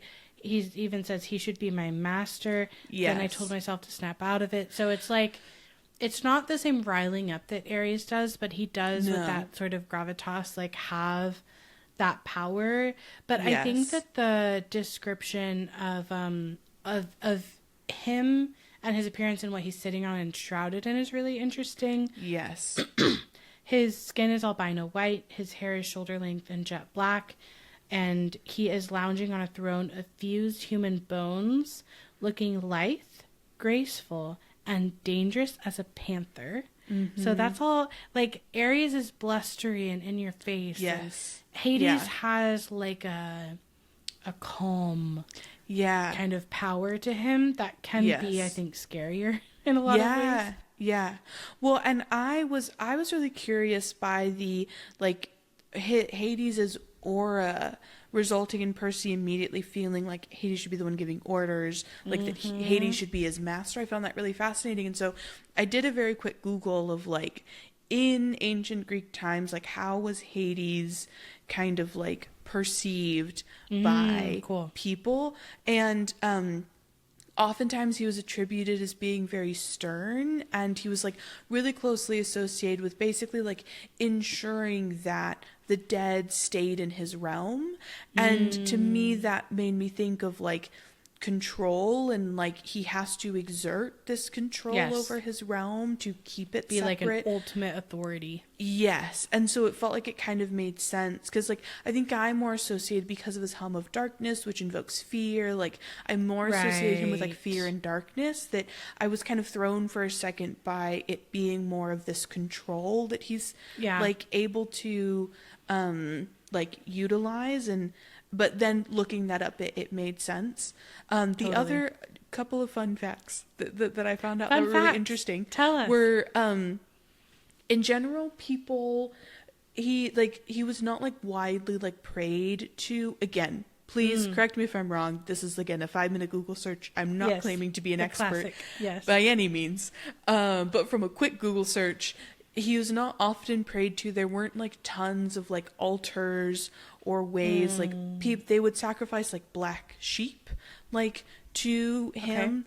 But also if you ever were trying to like basically either via prayer or something like communicate with Hades, you would slam your hands into the ground, which I thought was like fascinating and very like, and also just made me think of like nowadays, like in movies or TV shows, like when someone is like grieving because like someone has died, like usually you are like on the ground and you see people like pounding the ground and sort of this like, no, this was unfair, like bring this person back to me. So it's interesting that like in ancient Greece, like if you were ever trying to communicate with him in any way, you would like hit your hands on the ground. That's really interesting. So anyways, a couple little fascinating tidbits from my very quick Google search. I love those fun facts. I love your Google searches.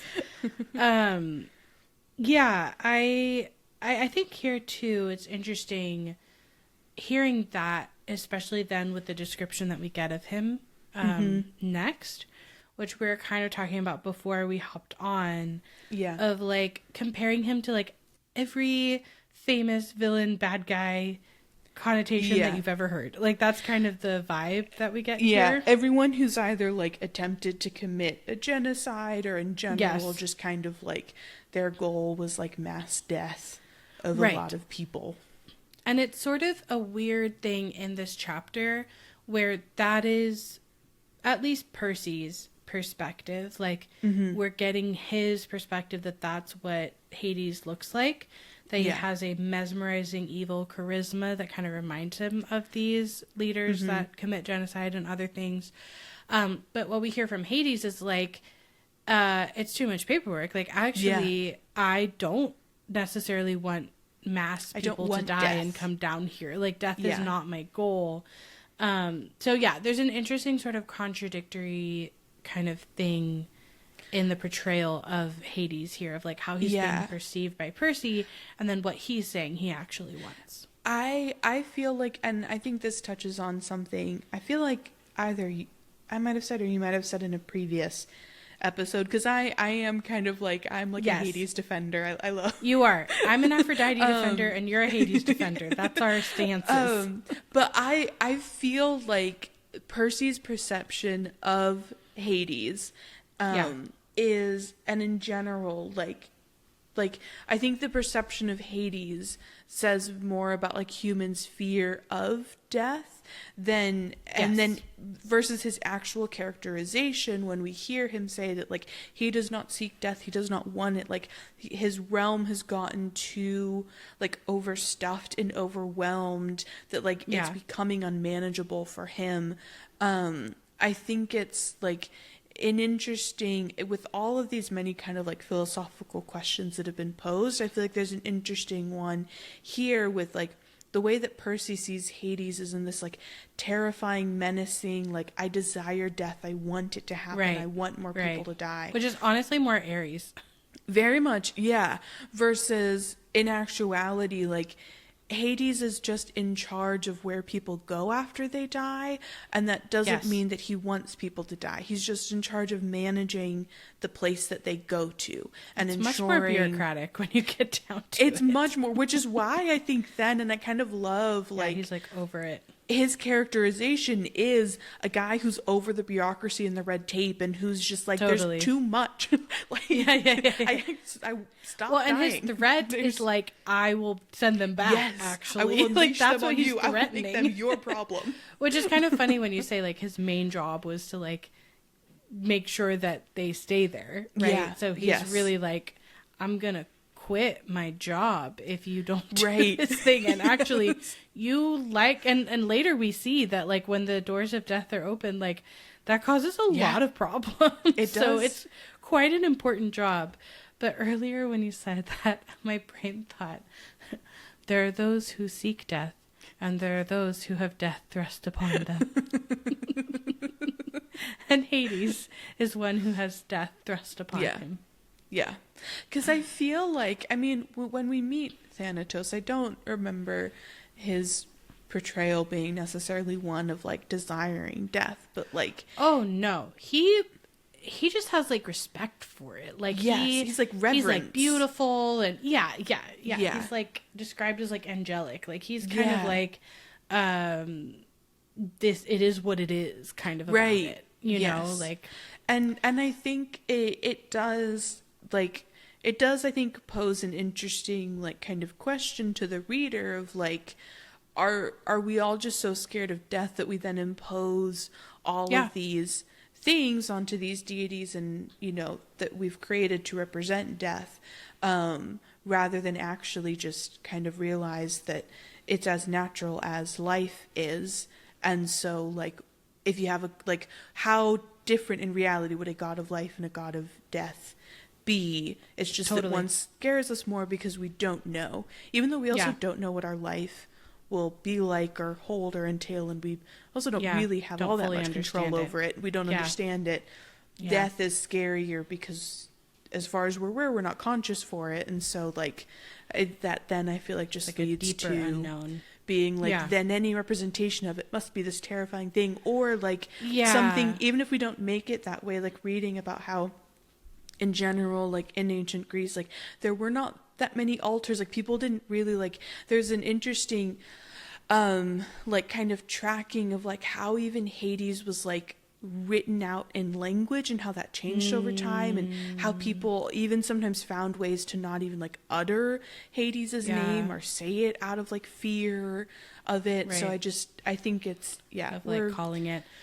Well, and I think there's like the unknown part, there's the fear of death, but also like we were talking about earlier, there's like our sort of fascination with like grisly deaths, with with the way in which people die. And like when we think of death, we don't necessarily think of like a peaceful end in like hospice care, right? Like we're thinking more of like something very painful, something very torturous. Like that's what gets focused on and emphasized, I think, when it comes to talking about death. So I think it also lends it that like violent connotation when not all deaths are violent, and like you were saying, like life itself can be violent, and so it's like an interesting thing that it gets like shoved onto this experience that we just like have a lack of understanding or certainty. Because there are like, I mean, like numerous horrors that happen in life that do not result in someone's death. Exactly. And that you then have to live with and grapple, you know, like and deal with as someone who has lived through that horrific experience. But I think if you ask people to like conjure what do you think a god of life would look like, that's not what they would say. They would have it represent like the wars and the and everything that happens that can sometimes result in death, but other times not. And absolutely. So we are in front of Hades finally, and his first words are, "You are brave to come here, son of Poseidon," which of course we have our Percy, son of Poseidon. Yes. Yep. But he says it in an oily voice, which I love, because he is Lord of all the treasures under the earth, which includes oil, and we get some stuff about oil later on with Hazel and stuff. So I thought that was kind of cool. "After what you have done to me, very brave indeed, or perhaps you are simply very foolish," which I love. Like, that's so classic to be like, you are either brave or very stupid, and I'm not sure yet which one. Like, it's just like a classic thing to tell a hero. Yes. And it's interesting because the sort of emotional or like physical sensory experience is still happening to Percy, where numbness creeps into his joints, tempting him to lie down and just take a nap at Hades' feet, curl up and sleep forever. So that's kind of interesting, because then there's like this Venn diagram with like Hypnos in Hades or something, you know, which is really weird. And also made me think of when you were talking about Asphodel, the like stuckness that is there, like that, like to like numb you out and be like, I should just stay right here, unmoving, like that. It's like he has this ability to like freeze someone in a different way than Kronos. Yes, because what this is making me think, the overlapping with Hypnos, is about like consciousness. Like when you're asleep, you are like, you're alive, but you're not conscious, and so it is sort of this fine line with like life and death, a little bit. A liminal space that you can kind of exist in. And like Hypnos plays in that space, but it seems like Hades also plays in that space, which makes sense to me around like consciousness, being alive, like that kind of thing. Well, and am I making this up? Isn't Nico, does he have the ability to, oh gosh, I'm trying to, is there a fight where Nico's able to kind of like make people basically, I don't remember. Okay, never mind. Fall asleep? I'm thinking of like the Hypnos cabin stuff. No, I know. Remember. Yeah. Maybe I'm confusing the Hypnos cabin with, maybe they fought together with Nico. And maybe we'll find it. Maybe we'll be like, look, vindicated. Because Nico gets like a lot, and I mean in general, all the children of the big three, I feel like kind of inherit like everything that their parents can do. Yeah. So that's why I'm trying to remember like. I don't personally remember that, but it's not impossible. Like, I could have forgotten. Well, and there have been also more books. I've read more books than you have where Nico appears, and so might happen later. Yeah. Anyways, I love that straight out the gate, Percy starts with Lord and Uncle. He's like locked in enough to know that like Hades is my uncle. Yeah, So he's learned from Aries, because uncle. Aries is like little cousin. Yes. He's like, I feel like this is the one thing Percy planned, is he's like, he has this sentence, and he's like, got it in his head, and he's like, Lord and uncle, I come with 2 requests, and he's like, finally gets to say it, you know? It's like when, like, I'll do this in therapy. I'll like be talking through, like, okay, I want to say this thing to this person. Yeah, exactly. So I kind of like script out, like, I want to make sure I'm clearly communicating, Yes, like yes. thoughtfully and kindly, like what I want to say, especially if I'm trying to, like, you know, say no to someone or whatever. And so, like, It's also scripting reminding me a out. lot of like the Wizard of Oz, when they finally make it to the wizard. Oh, He's like, totally, oh, yes. Oz the Great and Terrible. And they're like, Yes. we need stuff, you know? But Yes. it's like, you've been talking about meeting this person for so long, for like the whole book or the whole story, the whole movie, and like you finally get there, and you have to make your ask of the great and terrible person in front of you who has the godlike powers. Yeah. Well, and there is kind of a funny parallel with then, like, in The Wizard of Oz, it's the reveal that the wizard doesn't actually have wizard powers, but when they get there, there is this reveal, you know, of like, it isn't what you think, and it's a similar buildup of we've been like waiting to arrive to Hades. Why Harry's? So I know you've already said Nico is Bucky, but I now want to say Nico is Elphaba. Well, I think, because, I mean, before we even got to this point, I already said his palace was giving me Emerald City, but obsidian. And now we got a map on... Yeah, I'm saying he's like the Wizard of Oz. The Wizard of Oz's secret child is Elphaba Throp. Therefore, Nico is Elphaba, and no good deed goes unpunished. Who's the Glinda? Well, in this case, I think it's Percy. Well, I want to say Percy because Nico loves Percy, right? And obviously, Elphaba and Glinda. Like, that's my thought. Who's the Fiero? Who's the, like? Is it Annabeth? No. Well, it has to be Annabeth. But right? Annabeth. Well, I guess Fiero plays dumb but isn't. So if Annabeth. Yeah. Because that's the only thing. Like, Annabeth. Yeah, never but plays... they don't have to have the exact same attributes. Yeah, I think it has to be Annabeth. Because also there's a moment where people think that, yes, Grover's the lion. There's a moment where people think that Nico likes Annabeth and not Percy. So I think that like works for the love triangle of it all. Yeah. And Nessa Rose. Yeah, Bach and Nessa Rose. Well, doesn't that make Bianca Nessa? If we're being super literal. Oh, that would. Yes. Which isn't terrible. I mean, something bad happens to Bianca. Yeah. And Nessa does die. Yeah. I'm not sure who that makes Bach. That's someone who's in love with someone else who's in love with Percy in this example. Right. I don't think Annabeth is Bach, though. Is someone else in love with Percy? I have to think about that. Bach might not be map-onable. Yeah. Or it might be like a different... And I'm also like, where does Luke fit into this? That's a good question. Okay. I don't want to get too sidetracked. I almost want Luke to be Fiero then, but yeah. Anyway, we'll circle back. Yeah. Okay, yeah. We'll circle back to mapping. Luke is the monkeys. Just being used by everyone. Yes, they work for the wizard, and then they go through a transformation.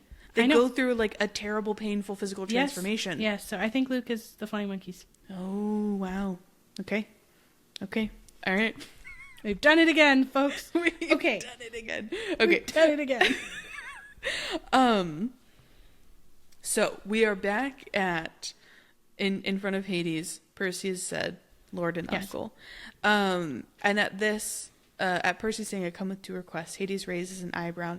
And when he sits forward in his throne, we kind of get to see more of what his robe looks like. And we get this description that shadowy faces appeared in the folds of his black robes, faces of torment, as if the garment were stitched of trapped souls from the fields of punishment trying to get out. Which is... We sometimes talk about images in the book that like have stayed with us since we first read them. This is one of them. Like, absolutely. I've always wanted to see this cloak. I think it's so interesting. Yes. Yeah. And like I kind of wonder, like, are there some people whose punishment is to like make up his robes? Right. You like, know, who like is the seamstress who's doing this? Well, no, but also like, are there actual literal like souls? Well, like, no, is it that's not what just... Percy wonders too. He Yeah. says, "What horrible things would you have to do in your life to get woven into Hades' underwear?" I think Yeah. we're absolutely meant to think that these are actual souls and this is their Yeah. punishment. So like, who? Yeah. Like, how? What? Yeah. Who are the people where it's like you have to? And yeah. I don't know. That's fascinating. And you have to wonder if they're like, are they the worst people then, or the are they least actually?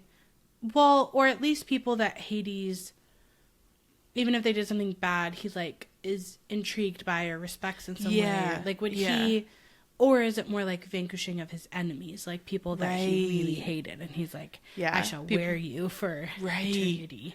Yeah. I'm not sure, but I do love that Percy's ADHD brain wanders off to the who's in the underwear. So funny. Assuming that he's assuming, which I also love, right? Because this is a black robe. Yeah. He's assuming that this is a like full matching set that Hades got from MeUndies that has the shirt and the. So who are the socks? Oh no.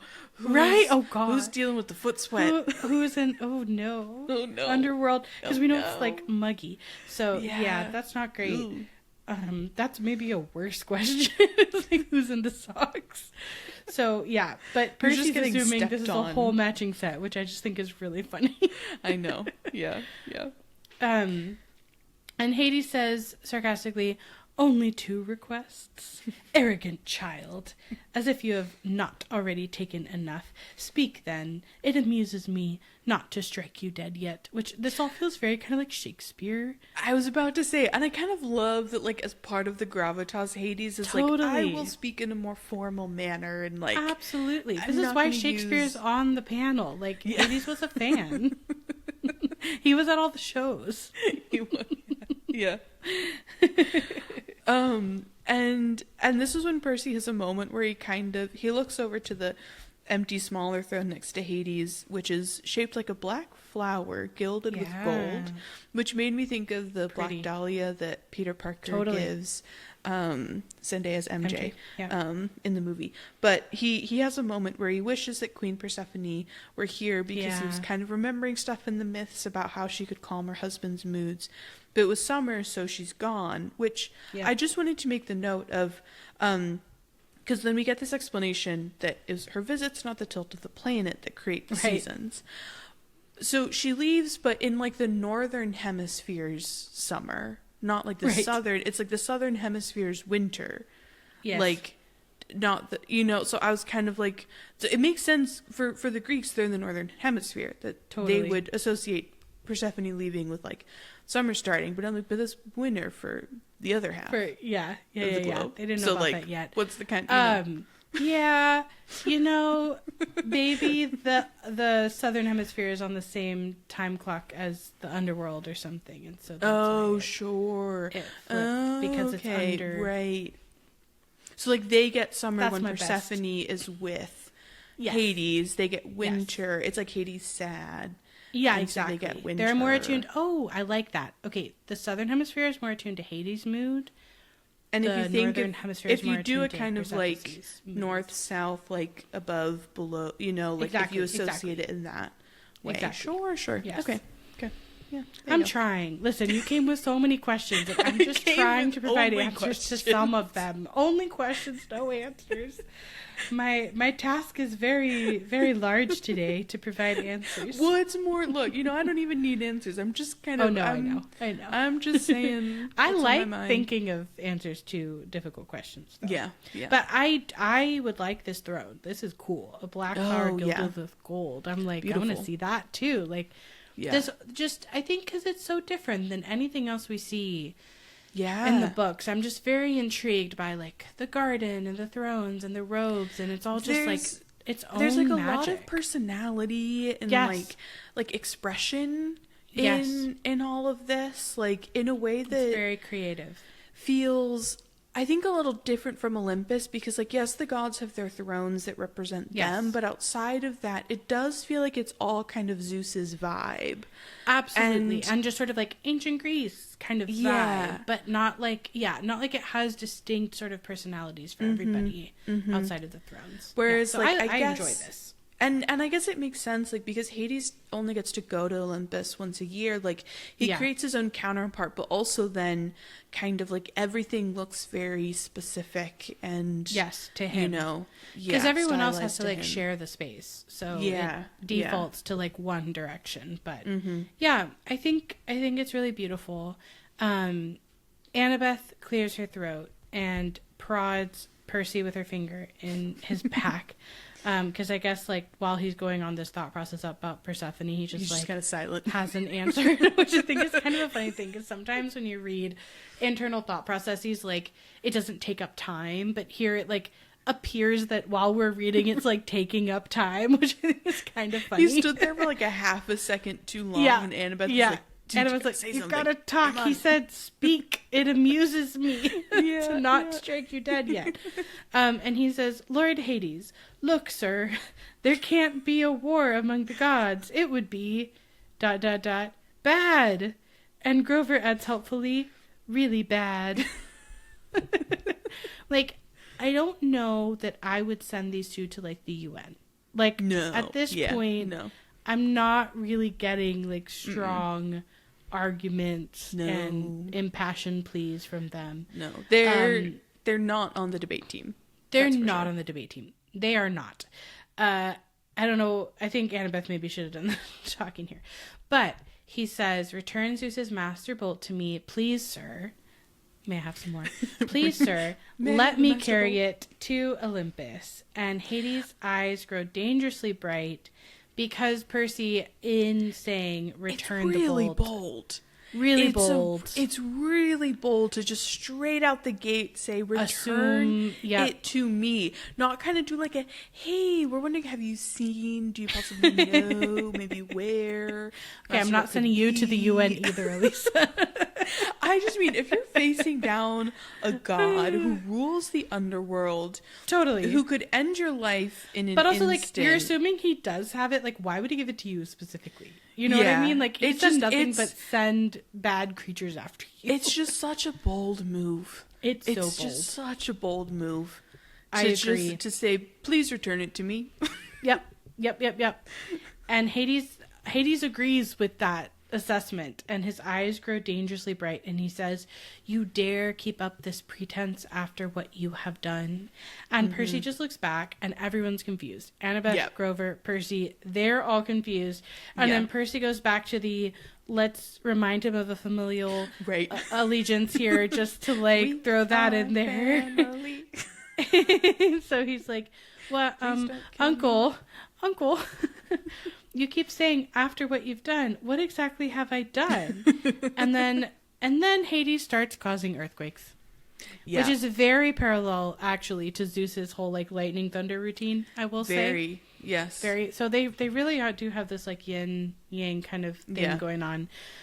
The throne room shakes with a tremor so strong that they felt it up in Los Angeles. Debris falls from the cavern ceiling. Doors burst open. Skeletal warriors march in.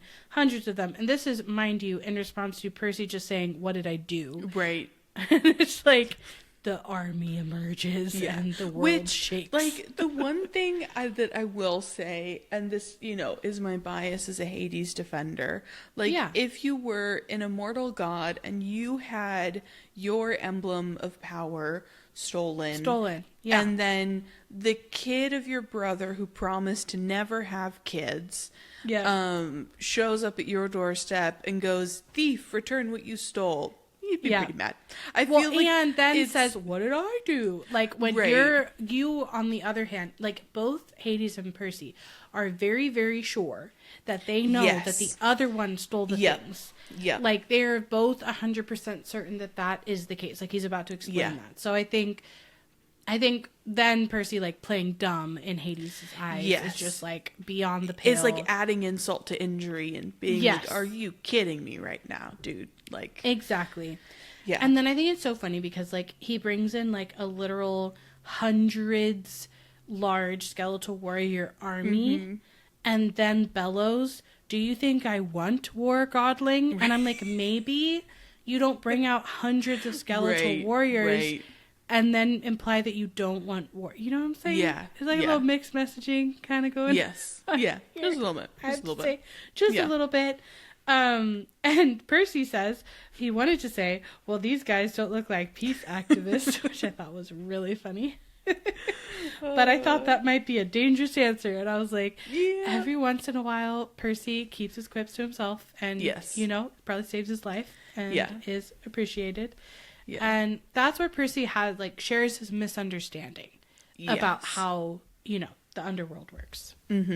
Yes, because he's, like, that's when Percy's kind of, like, basically says, like, "But don't you want to war because it would expand your kingdom?" And Hades is basically like, of course you would think that, but kind of goes on about his thing of, like, "Do you think I need more subject? Have you not seen the sprawl of the asphodel fields?" And he goes on talking about, like, "Do you know how many subdivisions I've had to open?" And he's, like, now kind of, like, on a tirade complaining about, like, more security goals and traffic problems at the judgment pavilions and overtime for the staff. And, like, and we had this funny line in particular where Hades says, "I used to be a rich god, Percy Jackson. I control all the precious metals under the earth but my expenses." Which I'm just like, so Hades really is giving out a paycheck. Like, he's absolutely, when he says double overtime, he means checks. Double overtime. Yes. I'm imagining now the Furies with the, like, accountant visor and, like, typing thing. But I'm just like, I don't think anyone's getting actual, like, cash payments on Mount Olympus. Like, so I'm like, why does Hades have to, like, act like, you know, like... Yeah, he really drew the short straw here. He did. And at this point, Percy kind of blurts out something that maybe should have saved for a later date, because he just goes, "Charon wants a pay raise." He's like, "Oh, yeah." And he realizes as soon as he blurted it out that he shouldn't have. It was maybe not the best timing, because Hades then goes off about, like, "Don't get me started on him. He discovered Italian suits and impossible." And him saying that the commute time alone from the palace to the gate is enough to drive him insane. And, like, he can't just, like, magic himself, like, teleport places. I think as a god, you would think he could. Yeah. And he kind of ends this, like, rant that he's, like, you know, going on with reiterating that he does not need any help getting subjects and that he did not ask for this war. And this is when Percy outright just says the thing that he believes, which is, "But you took Zeus's master bolt." And Hades yells lies, and there's more rumbling. And this time he actually, like, stands up from his throne. Towering to the height of a football goalpost. And he says, "Your father may fool Zeus, boy, but I am not so stupid. I see his plan." And this is where Percy's like, "Huh?" basically. And Hades now outlines what he believes to be true, which is that Percy was the thief. Poseidon kept him a secret on purpose to sneak him into Mount Olympus, that he stole both the Master Bolt and Hades' helm, which is the first time we actually get confirmation and we hear this other thing that the Furies have been referring to. Is the Helm of Darkness. Yes, that got stolen. And this is when we learn, like, definitively that Hades sent Mrs. Dawes to discover Percy at Yancey Academy, and Hades kind of believes that Poseidon would have succeeded in his scheme to start a war had Hades not kind of revealed Percy to the world. And this is when Annabeth kind of chimes in for the first time. Percy can tell that her mind is going 1,000,000 miles an hour. And she says, "Lord Hades, your helm of darkness is missing too."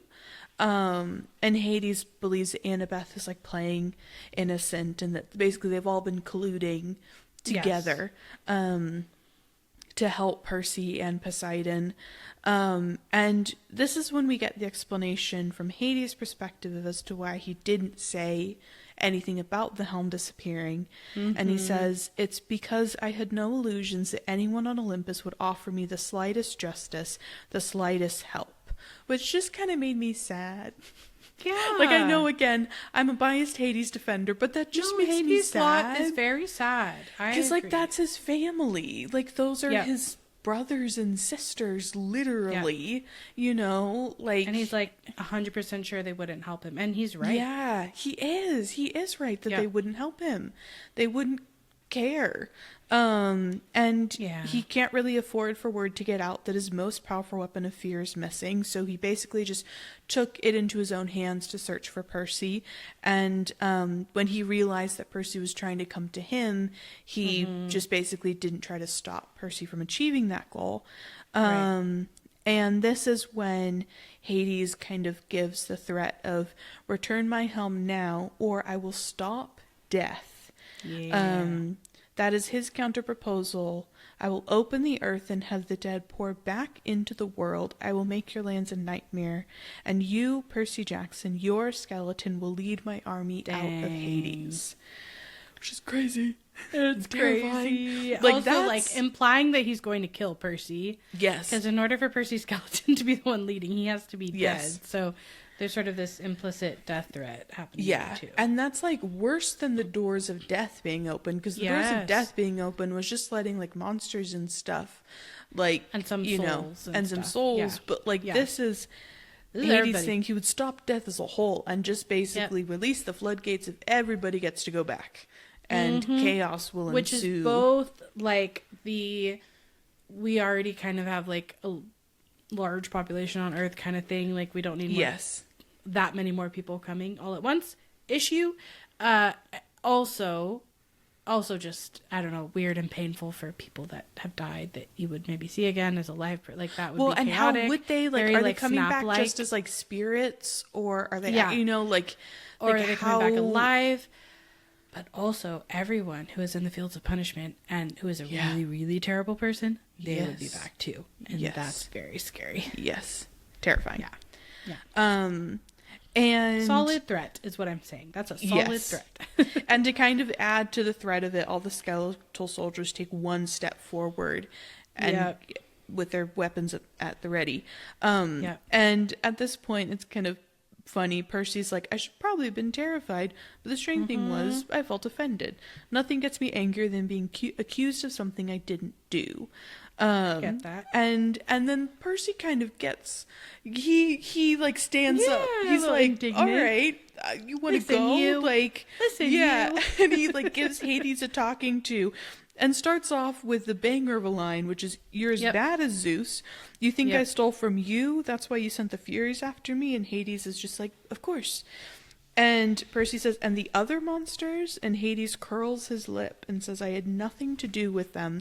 I wanted no quick death for you. I wanted you brought before me alive so you might face every torture in the fields of punishment. Why do you think I let you enter my kingdom so easily? Which I think is a good point, because they really, like, once they got through the security gates, which they also didn't really have all that much trouble getting through, like, it's really just Cerberus. Like, they didn't really encounter, like, they were looking for the security ghouls and stuff, but like they didn't really actually like encounter that much resistance. And they can even like see the Furies flying above the castle, and it's not like they're coming after them. Like, if they can find them above world, then any of these monsters could find them in the underworld, in his territory. Yeah, absolutely. And so then this is when Percy finally says, but I don't have your helm. I came for the Master Bolt, which Hades, I think, in his final straw moment, is like, which you already possess. Yes. You came here with it, little fool, thinking you could threaten me. And Percy's like, but I didn't. And then Hades says, open your pack then, which struck me as really interesting, because I guess that must mean that the gods can sense the like symbols of power of other godly items of other gods. And a horrible feeling strikes Percy, the weight in his backpack like a bowling ball. Could it be? He finally takes off his shoulder, unzips it, and inside was a 2-foot-long metal cylinder spiked on both ends, humming with energy. Which 2 feet is like so small. Like, that's one thing that's really, I know that it can like grow obviously when Zeus is holding it, but it's like it's like a travel lightning, right? You know, power size. It's like, it can just kind of like, it's like collapsible, you know? Right. Like, Yeah. Yeah. yeah. You can stretch it out and collapse it down. And both Annabeth and Percy are shocked. Like, they both kind of were like, how, I don't understand how this happened. Yes. And Hades kind of like being proven right that Percy has it on his person, kind of goes on another little like kind of tirade, being like, you're all the same, and you know, like kind of all these things, basically just being like, you are who I thought you were. Yeah, I was right. You could bring this in front of me and I wouldn't know. And it's like this idea of like heroes have this hubris that you know, he's seen, I'm sure, many, many times before. And it makes sense, you know, to for Hades to be like, okay, then I'll use it as a bargaining tool. Like, I'll take, you were going to try to use it against me for your mom. I'll be able to use it now against Zeus. And then he's like, where's my helm? Like, now that I've been proven right about this, I'm surely right about the other thing. Yeah.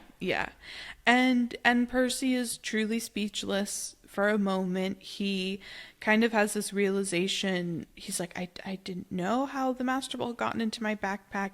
And while he wanted to believe that Hades was pulling some kind of trick, that Hades was the bad guy, he realizes that he's been played with. Everyone has been set up, basically, and played with. And it finally hits him. The Master Ball had been in the backpack, and I'd gotten the backpack from ... And the Ares. reader is meant to fill in, Ares. And this whole section is also, I'm like annoyed at like everyone, all the gods and everyone in this section of we found out the truth, sort of, which is where we're at now. But I'm also annoyed at Chiron. Like, I'm going back to why Percy is so certain that this is true. And like we talked about many chapters ago, Chiron's unyielding certainty is like a really big part of why Percy is determined that Hades is the culprit. And it just reinforces Kronos' plan. Like, everyone else is already getting played, but I feel like because demigods are in the both and the neither of everything, like, they actually have the best chance of eking out some truth or like questioning how things are. And like in other circumstances, Percy, and especially with Annabeth's help and Grover's support, like, could have maybe figured some stuff out sooner. So I go back to kind of being annoyed that Chiron was so certain at the beginning. And I'm thinking to later books in this series, and then also in the Heroes of Olympus, like, we experience them on other quests where they go in with zero answers, only questions. True. And we read them constantly questioning, trying to put the pieces together, realizing they did it wrong, and trying again and again and again. And we don't really have that here, I think, because Chiron set them up with such certainty. Chiron, of course, is someone that they would trust and believe. And so they're not... It's reinforced by Poseidon. Like, it's reinforced by everyone else. And so they're not... Instead of... when the evidence comes to them that would poke holes in it, instead of being like, oh, this is poking holes in this, we need to rethink it all, they're finding ways to make it work for it to still be Hades. And I think especially like after the dream and, you know, on the ride to LA when Annabeth is already putting stuff together, I think she might have, I mean, it's terrifying to realize that it's probably Kronos. So I don't know if she still would have been as vocal, but I think there would have been more questioning and more like, hey, let's approach with more questions than demands from Hades. You know, like, I think it would have been a different energy that they came with in the throne room. Well, Percy might have been more curious to open his backpack. Like, there's so many different possible, and I think they would have like questioned the shoes more and been like, why did the shoes freak out and pull Grover into Tartarus? Like, especially that doesn't make like any when sense. they get the question, the gifts thing, like that was a gift. So yeah, I think it's hopefully something they learn from. Like, I'm actually curious then to look at when we read the other books, like, does it feel like they're learning from this experience and making fewer assumptions about people and gods and you know, the different evidence that they're being given. But in this moment that Percy is realizing that it is Ares who gave him the backpack, and therefore whether Ares is the whole mastermind or not, like, he doesn't have, that's why the sort of is there. Like, he doesn't have all the answers. Annabeth has some pieces, but hasn't shared them yet. He's at least like, hold on, there's been like trickery afoot here. And he says, Lord Hades, wait, this is all a mistake. And Hades is not having it and roars, a mistake. The skeletons are aiming their weapons. The three Furies are swooping down. Mrs. Dodds is grinning at him eagerly. And Hades is like, this is no mistake. I know why you have come. I know the real reason you brought the bolt. You came to bargain for her. And then Hades looses a ball of golden fire, and we get to see Percy's mom, finally not in a vision or a dream, but actually in front of him, frozen in the moment when the Minotaur began to squeeze her to death. Oh, which is just, there are so many reveals in this chapter, and so many like actually seeing the cavern in real life that he's been seeing from his dreams, like seeing, like, we've just actually seen the Master Bolt itself, and then now he's actually seeing his mom. Like, it's just, and he's had to, like, they've been walking through, like, the land of the dead. It's like, this chapter they almost like, got sucked into Tartarus.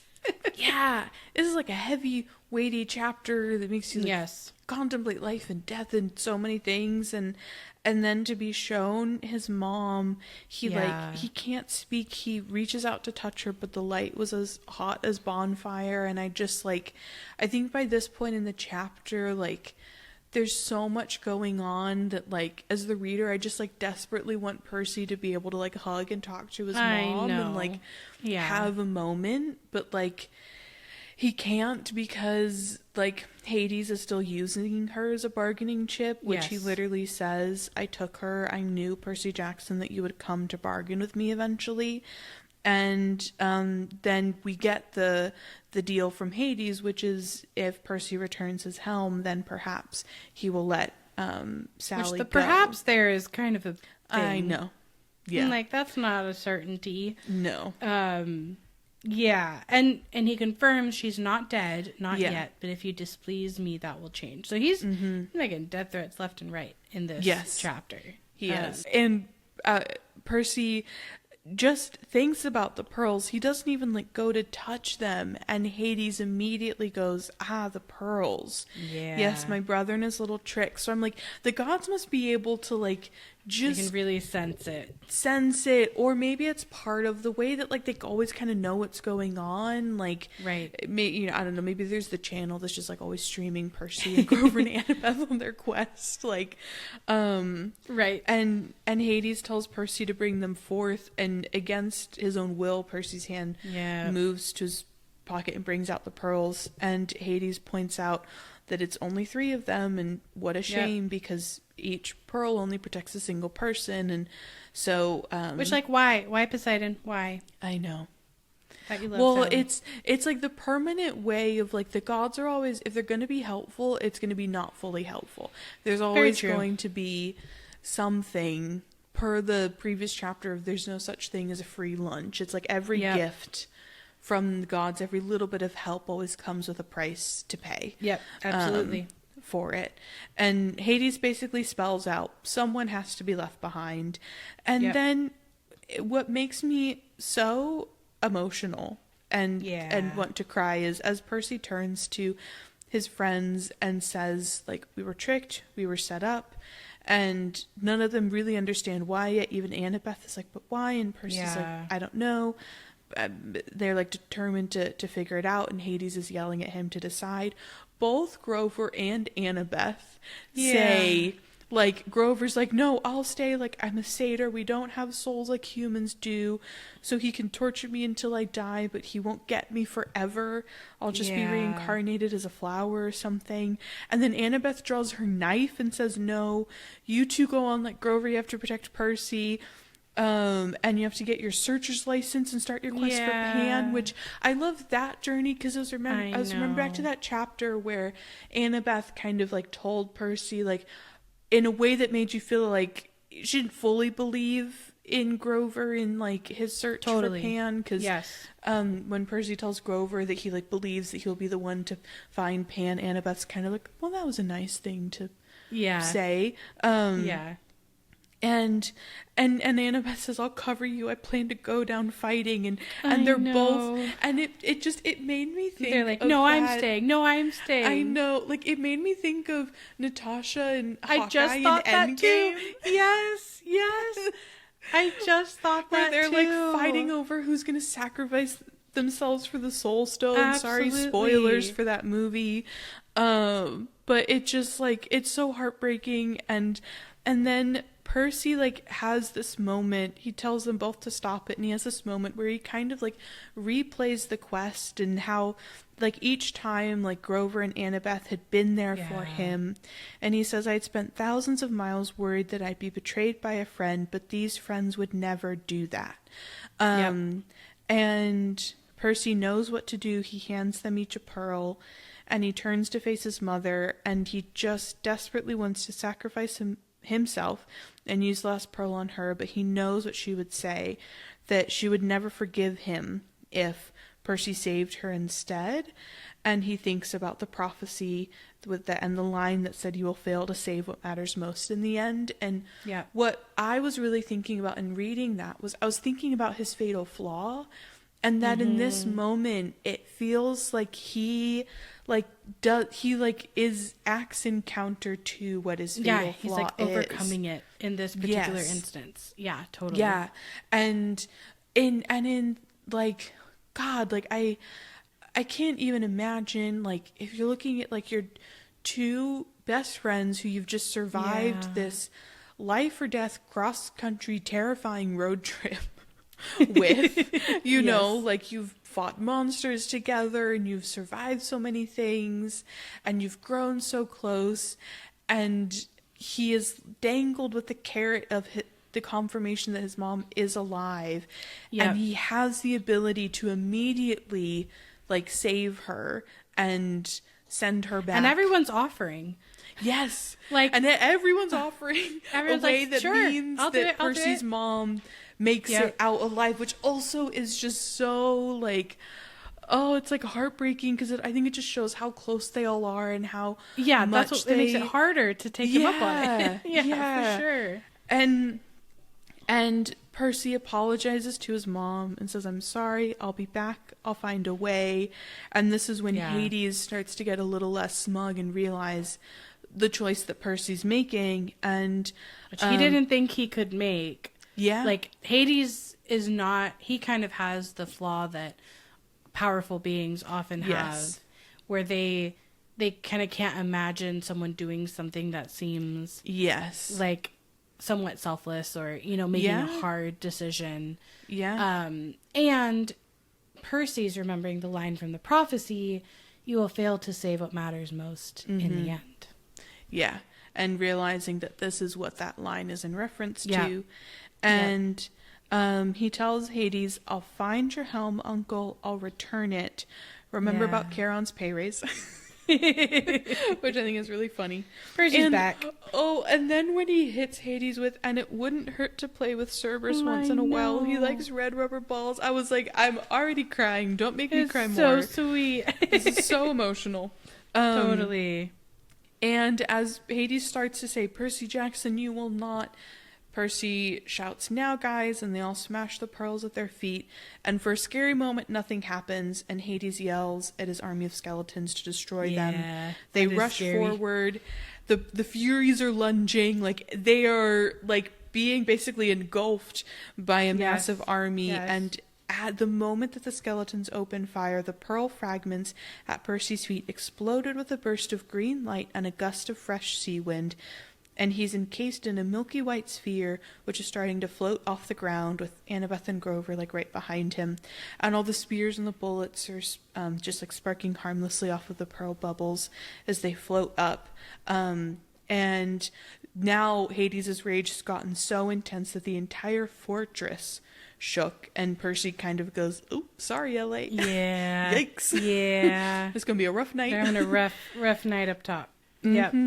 And Grover thinks that they're going to crash because they're like racing up towards the stalactites, and Percy's like, well, that's going to pop our bubbles and skewer us, like, and Annabeth is shouting like, how do you control these things? And Percy's like, I don't think you do. Like, it's not like that.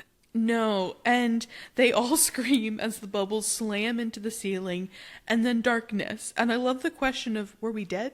Which, because I think it makes so much sense in general, but also totally. like, you were just in the underworld. Like, absolutely. Did we just die by crashing pearly white bubbles into stalactites? Yeah. But Percy can still feel the racing sensation that they're going up right through solid rock as easily as an air bubble in water. And then that's when he remembers the line that was told him, which is that what belongs to the sea will always return to the sea.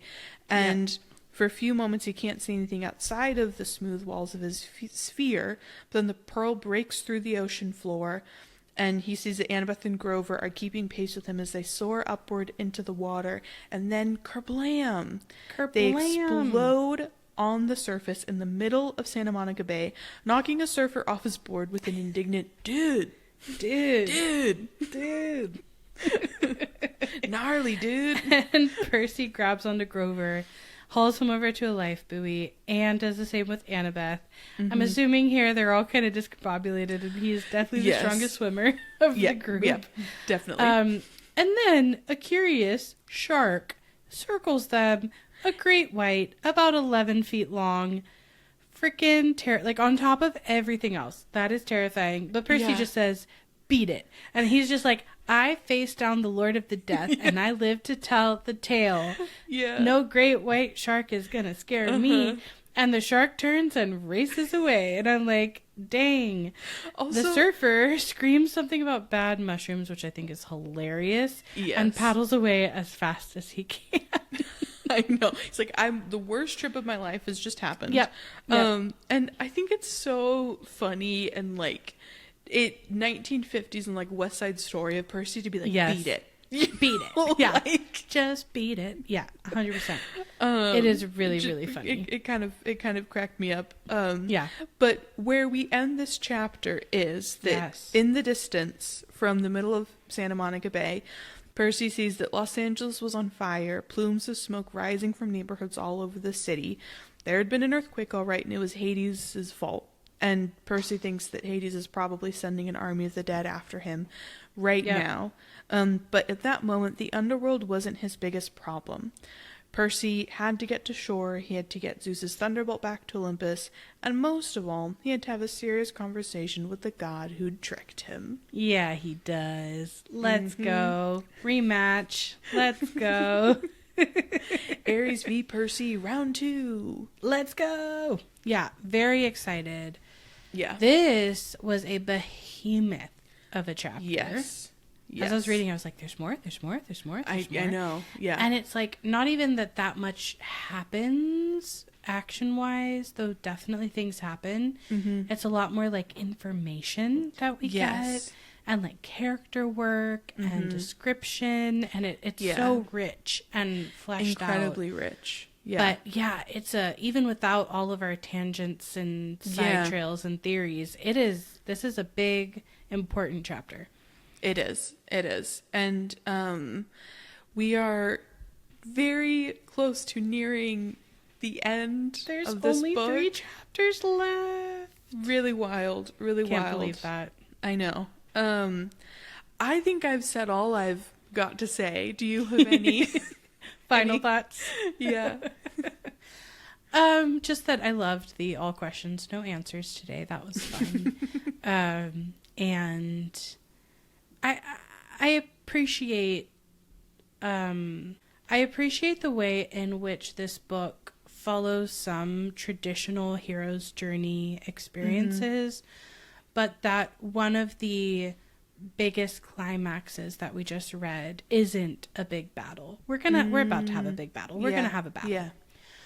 And we'll have many. We'll have battles with Luke and Kronos and things, right? But that, like, this is really about, like, what motivates people and what our perceptions are and what our misconceptions are. And, like, that is really cool for a book that's, like, I don't know, for like late elementary school, middle schoolers, like to be dealing with issues of like life and death and morality and nuance and motivation. And like, I think that this being the pre-climax or one of the climax moments, it's just really cool that it provokes so many questions and thoughts about life, life, the universe, and everything. And I think like for us, it's great because that's what we're here, is to like dive deep, and it gives so much to that. But I think it's sort of unusual sometimes for like a book to do that, you know, when you're like on a hero's journey. So I just really like that about this chapter. Yeah, well, and I think that's why, like, in general, these books have always been so rereadable for me as I've gotten older, because I think there's just, the older I've gotten, the more I've gotten out of them, and the more I've been able to engage with the complexity more and have these kind of like moral and philosophical questions that I wasn't having when I was like 8 or 9, like first reading these books. But I'm now having, like, you know, as like I'm now in my late 20s and revisiting this so closely, and I think it's so fun. It like makes me think of, you know, how like really good classic children's movies always have something for both kids and the parents, so that everyone enjoys them equally, and you can really grow up with them and realize like all of the jokes and the interesting and the like moral philosophical stuff that was there for the parents, so that they could enjoy it just as much as as like their 5-year-old could. And I just think these books like are really something that you can grow up with, because I know I have, and like I think that's what makes them so fun to revisit, like as I just continue to get older. Absolutely. Well, this was a lovely philosophical discussion that we had today. We hope you enjoyed it. Yes. And please leave any answers you have or further questions you have in the comments. Let's build up that question. Let's see how many questions we can get. And I'm so excited for next week when we read chapter 20, I Battle My Jerk Relative. Bye. Bye.